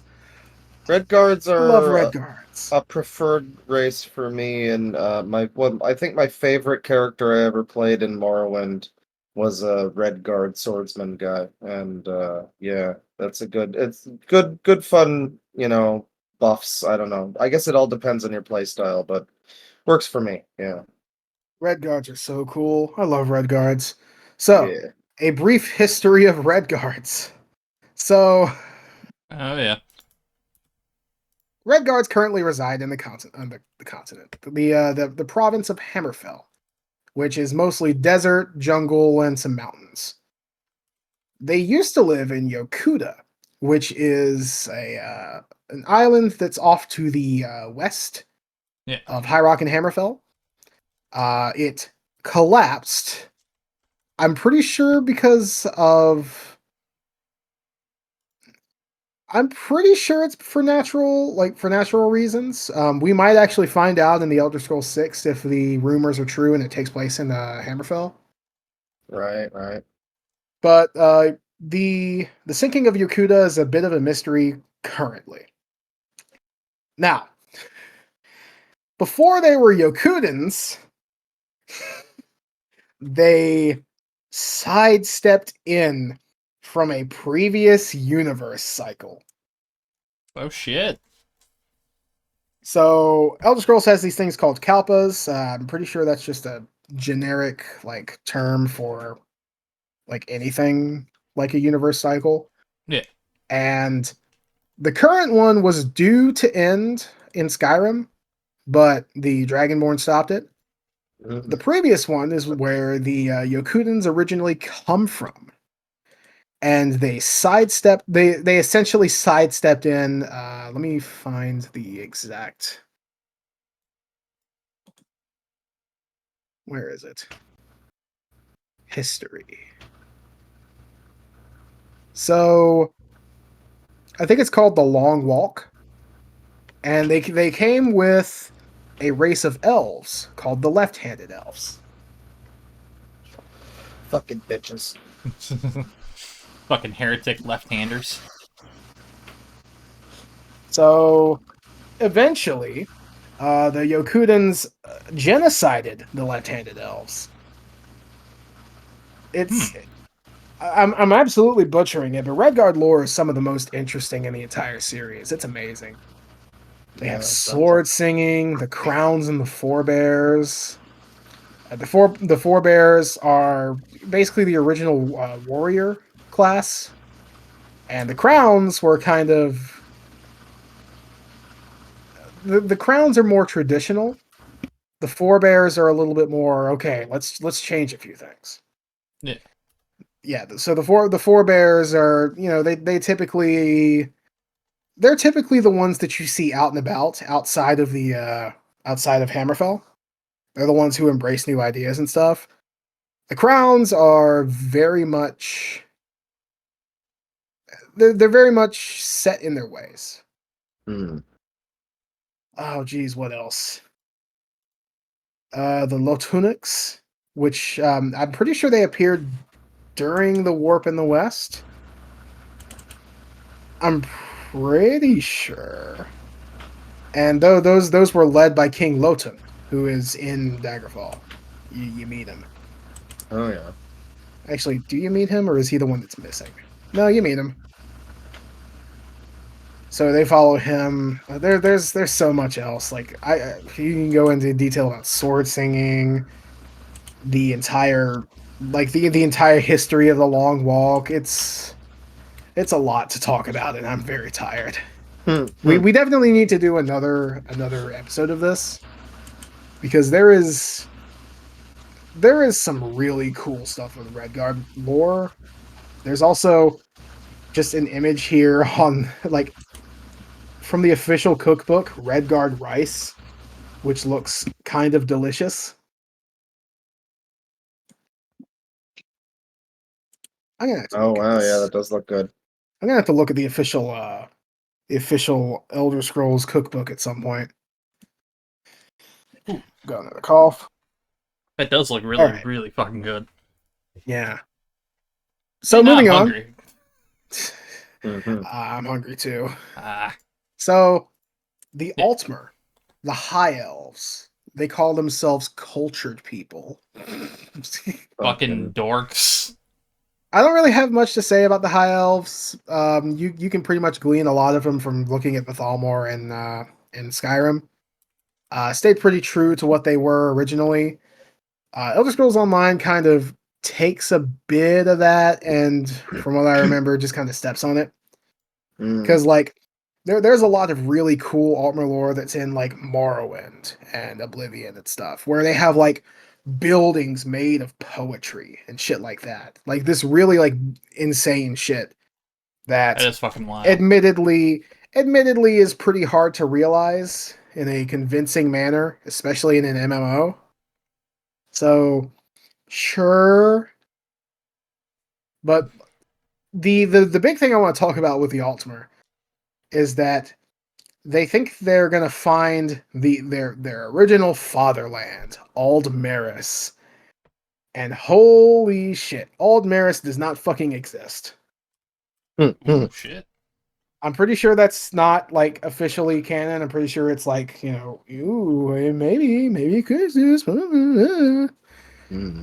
But it definitely doesn't exist in my opinion. Yeah. Definitely in your opinion. Okay. Yes.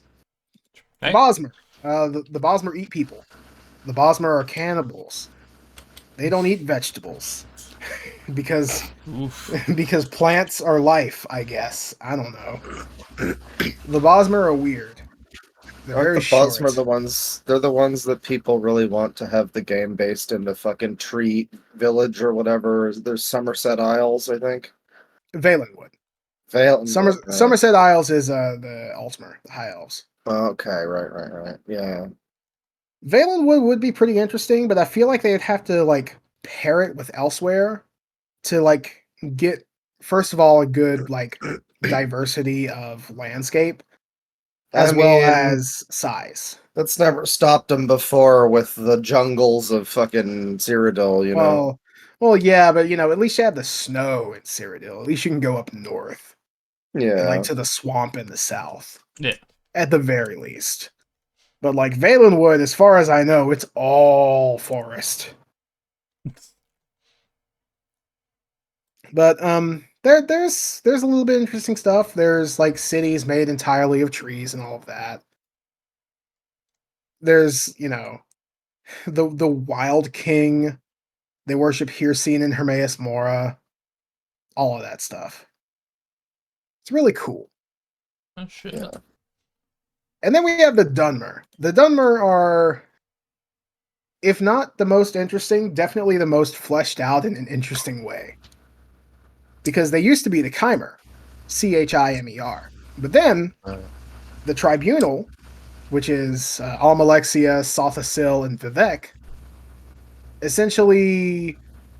So they tapped into the heart of Lorcan. If you remember earlier, that's the power source of the Numidium, to become gods.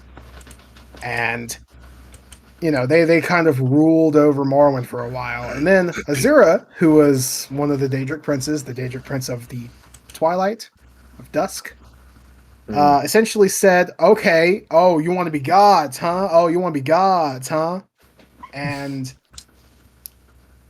basically punished the entirety of the Chimer for worshipping the Tribunal.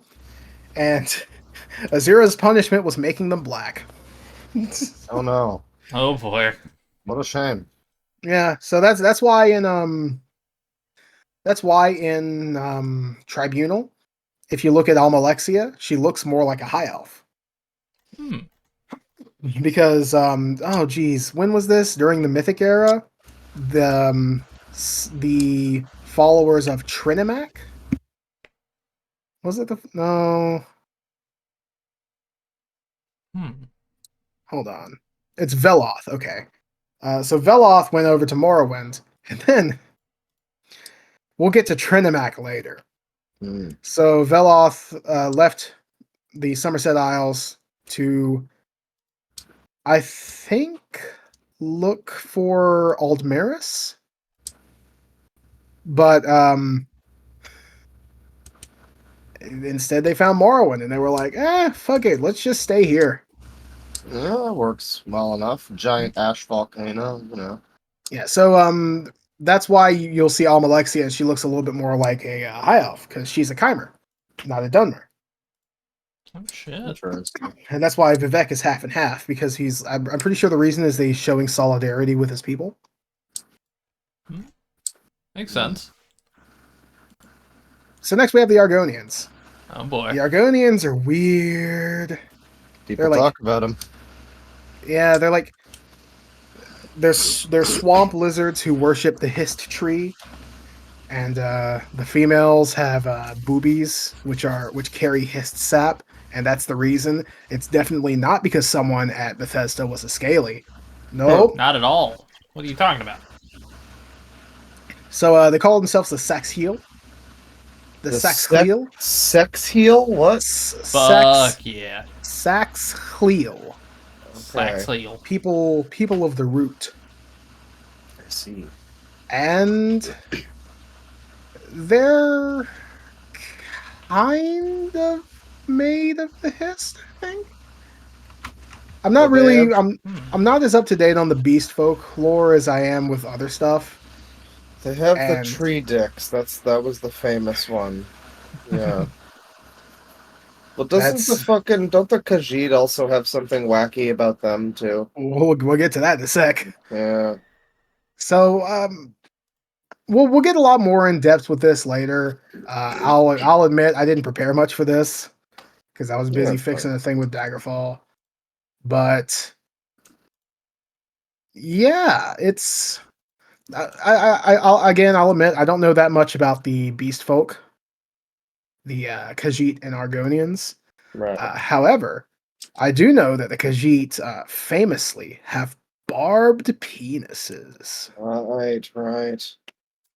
Uh, But well, as that's their cats, so Yeah. I guess it makes sense. as confirmed in the real Baronzaya, or the true Baronzaya, if you're in the weird, inconsistent Daggerfall. They actually say that in the fucking book. Yes. I think the direct quote is his penis had tiny little barbs on it. Oh yeah, Wow. don't cats have barbed penises in real I life? don't Oh know. yeah, I they mean, do. That's just still strange. I don't know. Wild. They So, just they put that in the game that you assume that would be like one of those things like, oh wow, weird little thing hidden in the lore. No, it's just in the game. yeah, just well, there. it's only in Daggerfall. Oh, okay. Yeah, from Morrowind onwards, the Temple, literally 1984, censored it. Hmm. I'm assuming they did that for age rating purposes. Yeah, makes sense. Also, never mind. Go ahead. It's unrelated Morrowind thing, but Oh, go ahead. I was gonna say one of my favorite things in Morrowind. I really love the giant floating rock prison thing because it's I really love the Minister of Truth. Yeah, Yeah, I don't really know much about the lore about it. I just know that I know that it's interesting to me because you never really have to. You don't really have to go there at any point, do you? I don't think I so. don't No, think so. I think No. you might have to for like a Thieves Guild quest. Yeah, I'm sure some quest brings you, but like for the main quest or any like normal sort of play, you don't really need to ever go there, but it's just such a weird it's kind of like a Hyrule Castle Breath of the Wild thing where it's like it's just there, it's waiting for you. What's up there? It's mysterious. I don't know. And Yeah, there's no like immediate thing underneath it with like an NPC going, "How do we get up there, player character? Oh, there yeah. must be some way." You just have to learn levitation or use a rising Levitate force or potion. yeah, whatever. Play the game, figure it out. Yeah. Yeah, play the game, forehead. All right. So, fun fact about that, by the way, the Ministry of Truth was an asteroid, Barad Ur, I think, or Bawad Dower, Ooh. something like that. That was thrown at Vivek by Sheogorath and stopped by Vivek. And I think that's a funny detail because that's still during Morrowind, it still has all of its momentum just stored inside of it. Oh, nice. And then after Vivek disappears, or in layman's terms, after the player character fucking kills him, Yeah. after a while, the magic that Vivek used to hold it in place wears off, and it just crashes into Vivek. Rest in peace. Yep. Yeah. Salute. So continuing on with the Khajiit, there are a lot of types of Khajiit. There is the Alfiq, which are literally just talking house cats. Huh. The Alfiq Rat, which are basically bigger, just bigger versions of that. The Cathay, which are the ones that are present in Elder Scrolls Online, the main ones that are present in Elder Scrolls Online. Yeah. The Cathay Rats, which are kind of jaguar-like, a bit bigger than the Cathay. The Dagi, which they are also in Elder Scrolls Online, and they look like they're on crack. Let me just look at his eyes. Look at that poor guy's eyes. Oh yeah. He's fucked. The Dagi Rats, which are bigger versions. The Ohms, Ohmes, which are the ones that appear in Arena, back before it was decided that they would be like actual cat people. They just look like elves. They look like elves with like face paint on. Oh, I didn't know They're a there lot were so less. many variations of them. Yeah, there's also the Ohms Rot, which are Rot's like R-A-H-T. Yeah. Yeah. I don't know exactly how to pronounce it, so I'm doing my best. Right. So the Ohms Rot are the ones that appear in Daggerfall. They're a little bit more cat-like. They have like tails and stuff. Yeah. There's the Palmar, which are big and buff. And then the Palmar Rats, which are bigger and buffer. The Senche, which are kind of like tigers. And then the Senche Rats, which are bigger. The Suthe, which are smaller versions of the ones that appeared in Daggerfall. And then the Suthe Rat, which are the ones that appear in Daggerfall. And then you have the Toje Rats, which are kind of... I'll quote the wiki on this. Little is known of the Toje except that they live in the southern marshes and jungle regions of elsewhere, as well as the Tenmar Forest. So these are ones that just haven't been seen. Right. And the funniest thing is that the reason that there are so many different kinds of Khajiit is because they've evolved in design the most. Because every game, most evolved people then. yeah, every game has. The Cathay Rot are the ones from Skyrim. Oh shit. They possess phallic barbs. But yeah. So like, there's the Ohms from Arena, the Ohms Rot from Daggerfall, the Suthe Rot from Skyrim, and I forget the one that's in Oblivion, but then you have the Cathay Rot, which are in Skyrim. Yeah, I always knew that the cat people looked a little different in each game, but I didn't know that they had specific. Never heard those names before, so that's interesting. Yeah, they're wild. So I've saved this one for last. Mm.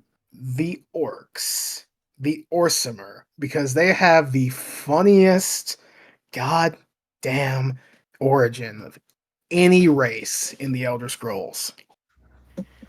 Yeah. So Trinimac was a god.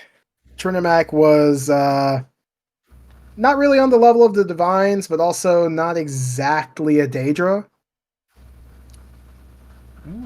So Trinimac took his people from the Somerset Isles.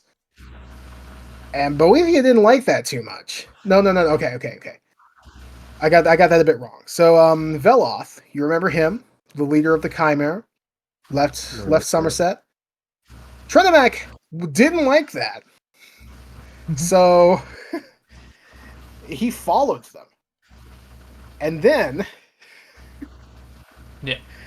so Veloth and his followers they followed Boethia among some other gods. And Veloth challenged Boethia to a duel.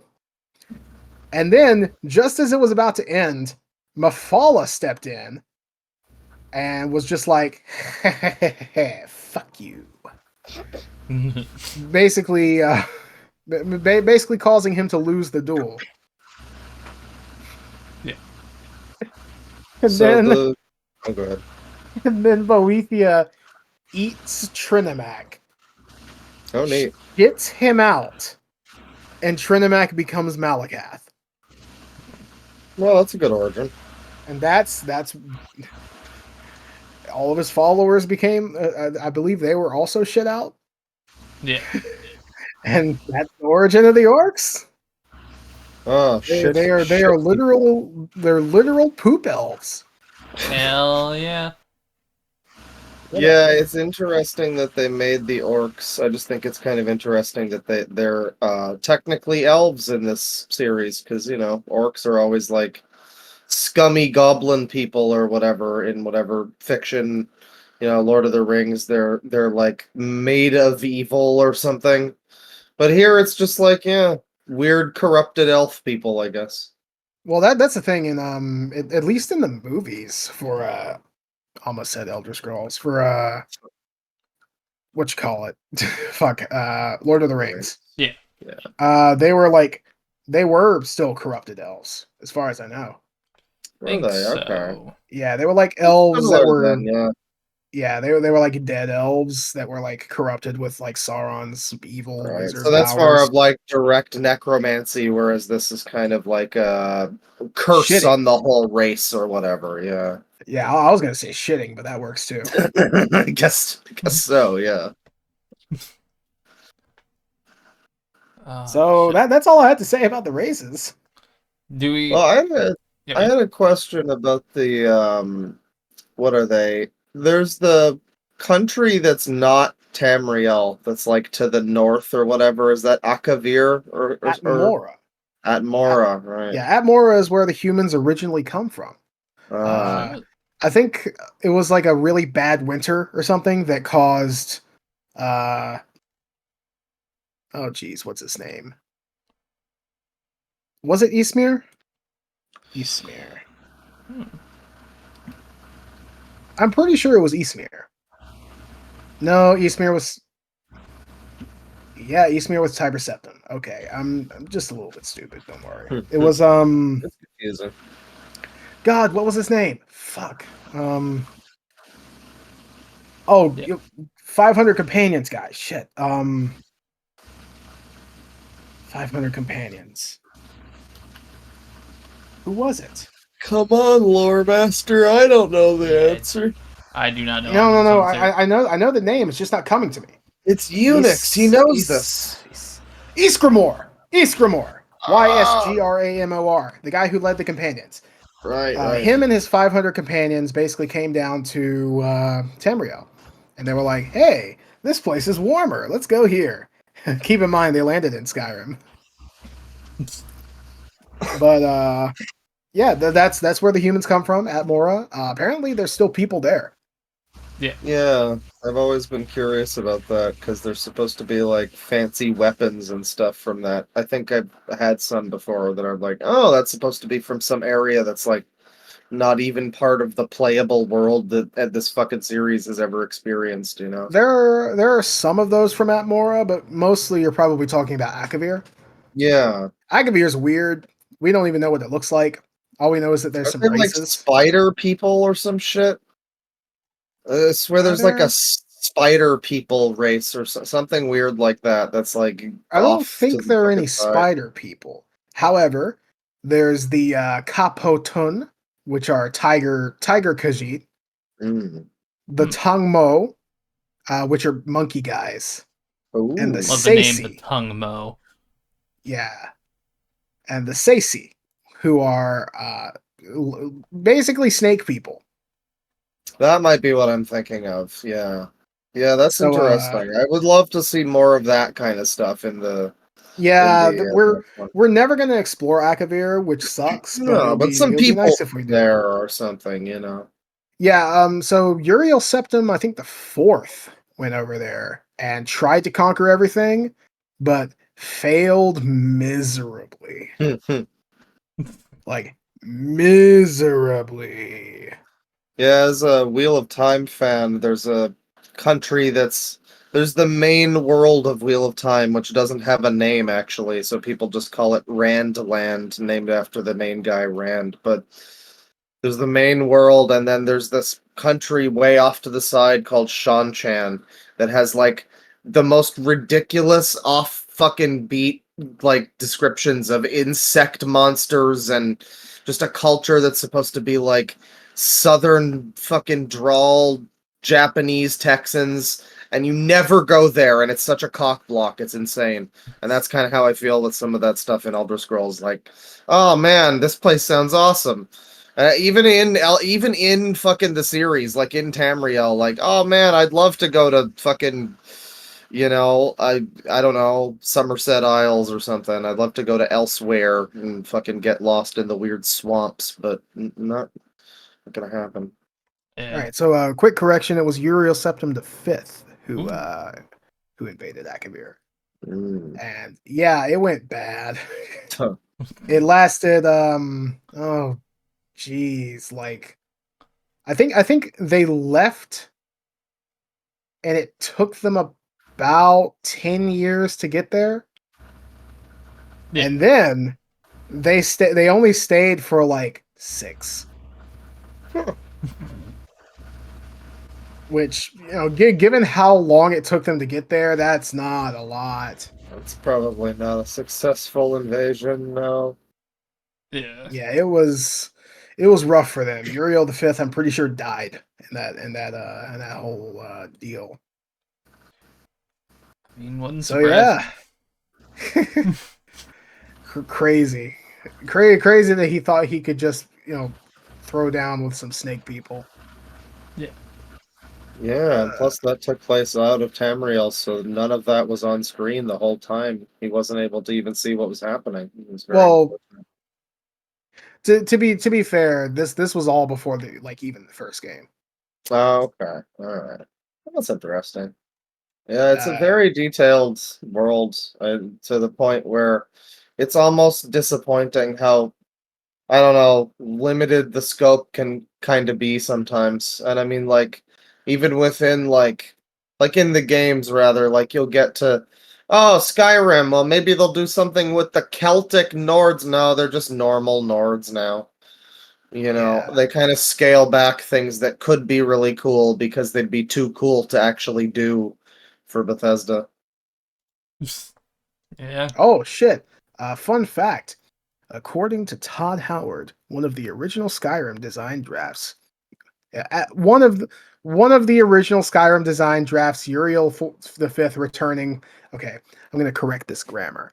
One of the original Skyrim design drafts featured Uriel the Fifth returning with his army of dragons from Akavir to retake his throne. That's Oh, cool. That's I pretty kind of wild. wish they had yeah. that. Yeah. Any questions? Because I took a bit of a scattershot approach to this, but I know there's a lot more. I haven't even mentioned the Slodes. I Oh, mean, loads. I'm a little outside this deep into Valor, so I'm just learning. Yeah, no, I mean, I don't really know. I mean, it's interesting, all of the races and all of the little differences between them, and a lot of the little things, like you mentioned, the different names of the cat people, the fucking Khajiit. I never noticed that. I never knew that they, like. I don't think you can just ask a guy in Morrowind, like, "Hey, what type of fucking cat man are you?" And they just, it's probably somewhere, but like, yeah, it's very, Yeah. very. I love a series that's very, I guess, it's confident about having that detail somewhere, and I don't know about it, and I've been playing the games for like 16 years. But like, somebody somewhere read the book that has that in it, and I guess that's you. You took that in. I mostly just read the wiki when I can't Wow. sleep. The wiki people, at least they read that book at some point and figured it Oh out. yeah, It's a very deep. I think my favorite thing though is probably the dwarf stuff. the The Dwemer. Dwemer. Fuck, I didn't even get into the Dwemer. Yeah, just an Oh, entire group of people who literally, like, so in a world that has magic, they have science, and the science was better. It was, I mean, better is arguable, but it was so wacky and crazy that they just all disappeared from the universe. Not dead, I don't think. They're just like on a higher fucking plane of existence or some shit now. all Yeah. right. So the Dwemer were the Deep Elves. They looked a bit like if you put like really really curly beards on the Altmer, kind of. Are they like Lord of the Rings dwarfs or No, whatever that kind? No. no, Because they're the one like that you meet is like a weird spider guy, but that's like not his natural form, right? yeah. Yeah. So it's they're not really any shorter than like a standard elf. Um, they're only really called dwarves by I'm sure there's a lore reason for that. I haven't really looked into that why they're called dwarves, but they're not like small. They're normal sized. In fact, if you go into some of the ruins in Morrowind, you'll actually find ghosts of dwarves. They're just hanging around. Hmm. Yeah, I vaguely remember something like that. But so they mastered a sort of pseudo technology, pseudo magic called tonal architecture. Oh fuck yeah.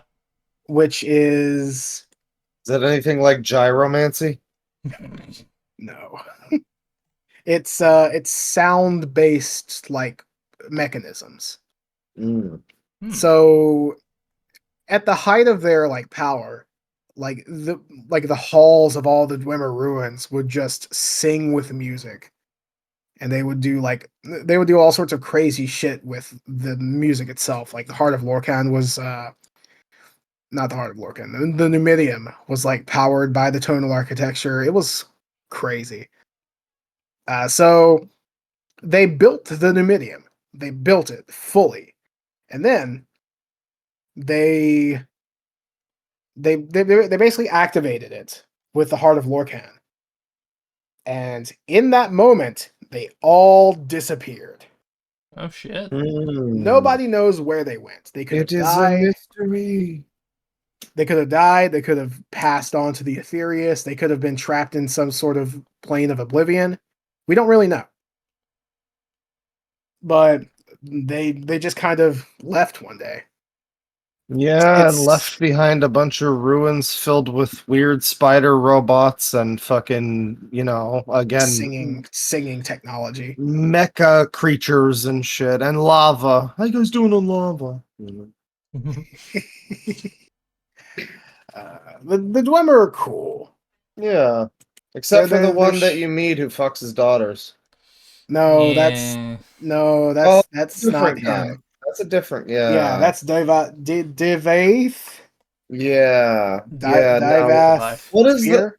Well, that guy lives in the fucking. Okay, yeah, he's the one who has the quarantine zone for the Corpus people, and you're not allowed Yeah, to kill any of them. And if you do, you failed the main quest and can never play the game. Go fuck yourself. yeah. Which is, I So respect it, honestly. It was annoying at the time. But. yeah, so you're getting that confused because the guy was in his basement. Oh, okay. Yeah, he was a just a normal dwarf. I think he went to a plane of oblivion, and then when he came back, oh shit, all of my guys are gone. That sucks. Oof. Yeah, And that'll so happen to you. eventually he got Corpus, and then just kind of started bloating up. Eventually, he built himself spider legs, Huh. and now he just kind of chills out in the basement of the Corpusarium. Yeah, and I mean that's the final dwarf person, I guess, He's the last one. that's interesting, to wonder if they'll ever bring something like that back. I mean, again, in a series that has so much lore, it's easy to see why people are so attached to when is Elder Scrolls 6, because maybe they'll fucking bring dwarfs back. Maybe we'll go to one of these other countries or some lore thing will happen in relation to that or just something at all that's interesting and new. And fucking Oblivion kind of had some of that with well, I don't know. Because everybody talks about Morrowind being super unique and everything, and it is. It has the mushroom forests and the weird Sahara area over to the east north kind of part. But then fucking Oblivion ends with a kaiju battle, and Skyrim just has dragons all over it, which is I don't know, kind of generic, but the series didn't have dragons before, and they're in fucking Skyrim. Well, it did, but you didn't see too many of them. Yeah. They weren't all True. over the place. There were dragonlings as well as a tamed dragon in Daggerfall, and there was a Oh, dragon yeah. in Redguard. Okay. Yeah, I'm sure they've been in the series. It's just you never fight one in Morrowind or anything. So yeah, Yeah, each game has brought in some kind of interesting lore element that and then the sort of DLCs too, the expansions as well. There's all the weird fucking lycanthropy shit in Blood Moon, and yeah, they kind of bring some of that back, the vampirism and whatnot, and the Skyrim stuff. Of course, yeah, Oblivion has the weird Oblivion has the. I don't know if we're gonna get into Oblivion and stuff today. Maybe we want to do that for another episode. But I was thinking ending it kind of soon, and then just kind of like revisiting this down the line. Yeah. yeah, Not really doing like a part two, but just kind of, hey, here's another hyperfixations for Elder Scrolls. Yeah, well, where we'll just call we it. go We'll into just like, call it. This episode part 2. basically, yeah. see, I was thinking just do like a specific topic, and then have the hyperfixations be that topic, Yeah. Oh yeah, that works. like hyperfixations Morrowind or something like that. Okay. Well, in the subject, in the interest of that, then talking about some things related to Oblivion and Skyrim, then. Yeah. Yeah, So how about them 5 voice actors in Oblivion? They did it for disk space. Yeah. I wish they didn't. I wish they just. I mean, I keep bringing him up. Everybody The wants it patrician. to be. Everybody wants it to be text-based only, and then nowadays you play a game like Disco Elysium or something. And it's like, oh, they could just do dialogue, but maybe See, not back then. that's the thing. I don't think it should be only text based. I think like side quests should be text based. yeah. That's fair. Like general dialogue, like rumors, and well, maybe some rumors can be voiced, but like, if you're gonna ask an NPC for like a lore tidbit, it shouldn't be voiced. Yeah. Yeah, Make it and the text. thing is, they say it's for disk space, but then it's like, okay, so imagine a game like, I don't know, Persona 5 or something, where, you've got a bunch of different NPCs. Yeah. Instead of it all being like 5 voice actors, the NPC voice actor might just go like, "Hey!" And that might be all the actual line is, and then Yeah. it's just text, but at least they don't all sound the same. It was such a weird Yeah. decision and it's not even just like they sound the same, they're all directed exactly the same.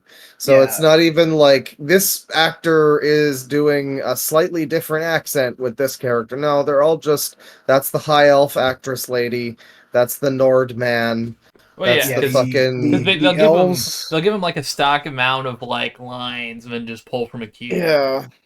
The elves all pull from the same voice actor. The Nords and God. orcs share the same, and the Bretons kind of sometimes overlap with the Imperials a little bit. It's Yeah. weird. The elves, I think, are very. I was. No hate to the actor, but I am so annoyed by I am the elf voice actor in Oblivion. And Why it's is like Yoda? it's all over the game, and I just hate it so much. Yeah. Yeah, But then like, Skyrim has the I really fucking like the Nord guy. guy. The guy himself is cool. I forgot his yeah. name. The one who isn't Wes Johnson. Yes. Of course, Wes Johnson is the famous Oblivion guard voice. Stop right there, criminal scum, amongst other voices in the game. Yeah, he recently did something for Starfield, and apparently a lot of people like killing his character. Yeah, haven't played Starfield. I think he played a piece of shit. So Cool. I mean, hey. Yeah, I don't know. The voice acting thing was kind of annoying in Oblivion or in Morrowind. I remember the thing I was writing back in the day, the review thing. A big part of it focused on how much they hate you in Morrowind and how like Look at this dude, low personality. well, that too, probably, but even at like high personality, you go there and everybody is just, well, it's like, it was me being confused by the concept of racism, is what it was. Because that's what it is. They don't like you because you're an outlander, and it's like, Yeah. you're just fucking racist in Vardenfell. and like, and I was like, this game's stupid. Why are they mean to me? It's like, well, there's probably reasons for it. But, Yeah. But like, yeah, in that game, I remember every time you go near near anybody, they'd always go like, "Speak quickly, Outlander," and you'd always have to like dodge around an NPC so you don't hear their voice line.